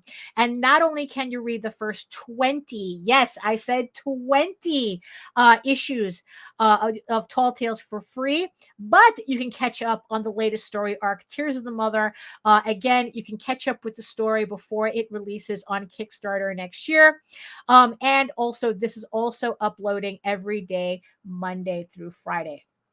So we will be seeing you on Friday at the Raging to the Vlogs show. Me and Nita Lanning. We are having kind of like a House of Bob reunion on Friday. We are running probably a rare adults only version of the episode of our vlog this Friday. We're going to be talking about a very interesting survey that's been going around on writers circles on Threads, and it's going to be a very risque topic. So make sure, if you want to know what it's about, head on over to our channel at the Indie Comics Network. Remember, you have to be age verified in order to see this episode on Friday. So join us on Friday at 11 a.m. Eastern, and we will definitely have a good time with this very serious, absolutely very serious survey that's been going around for all of you who are interested in writing and just of any type, and especially very specific writing. So like I said, join us on Friday at 11 a.m. Eastern for that episode. So thank you so much, everybody, for joining me again. I had a lot of fun. I always have a lot of fun, hanging out with you. And remember that, you know what? It's not about, it's like, look, it's not about being in competition with anybody. It's not about, it's like, oh, why is that person, doing better than I am? It's like, no, the thing you have to always remember is when you do your work, it's always to the best of your ability, and that the goal is to be a better person today than you were yesterday, in terms of art, in terms of everything, so that's it for me. So thank you so much. Thank you so much for joining me, and I will see you next time. You are all weirdos.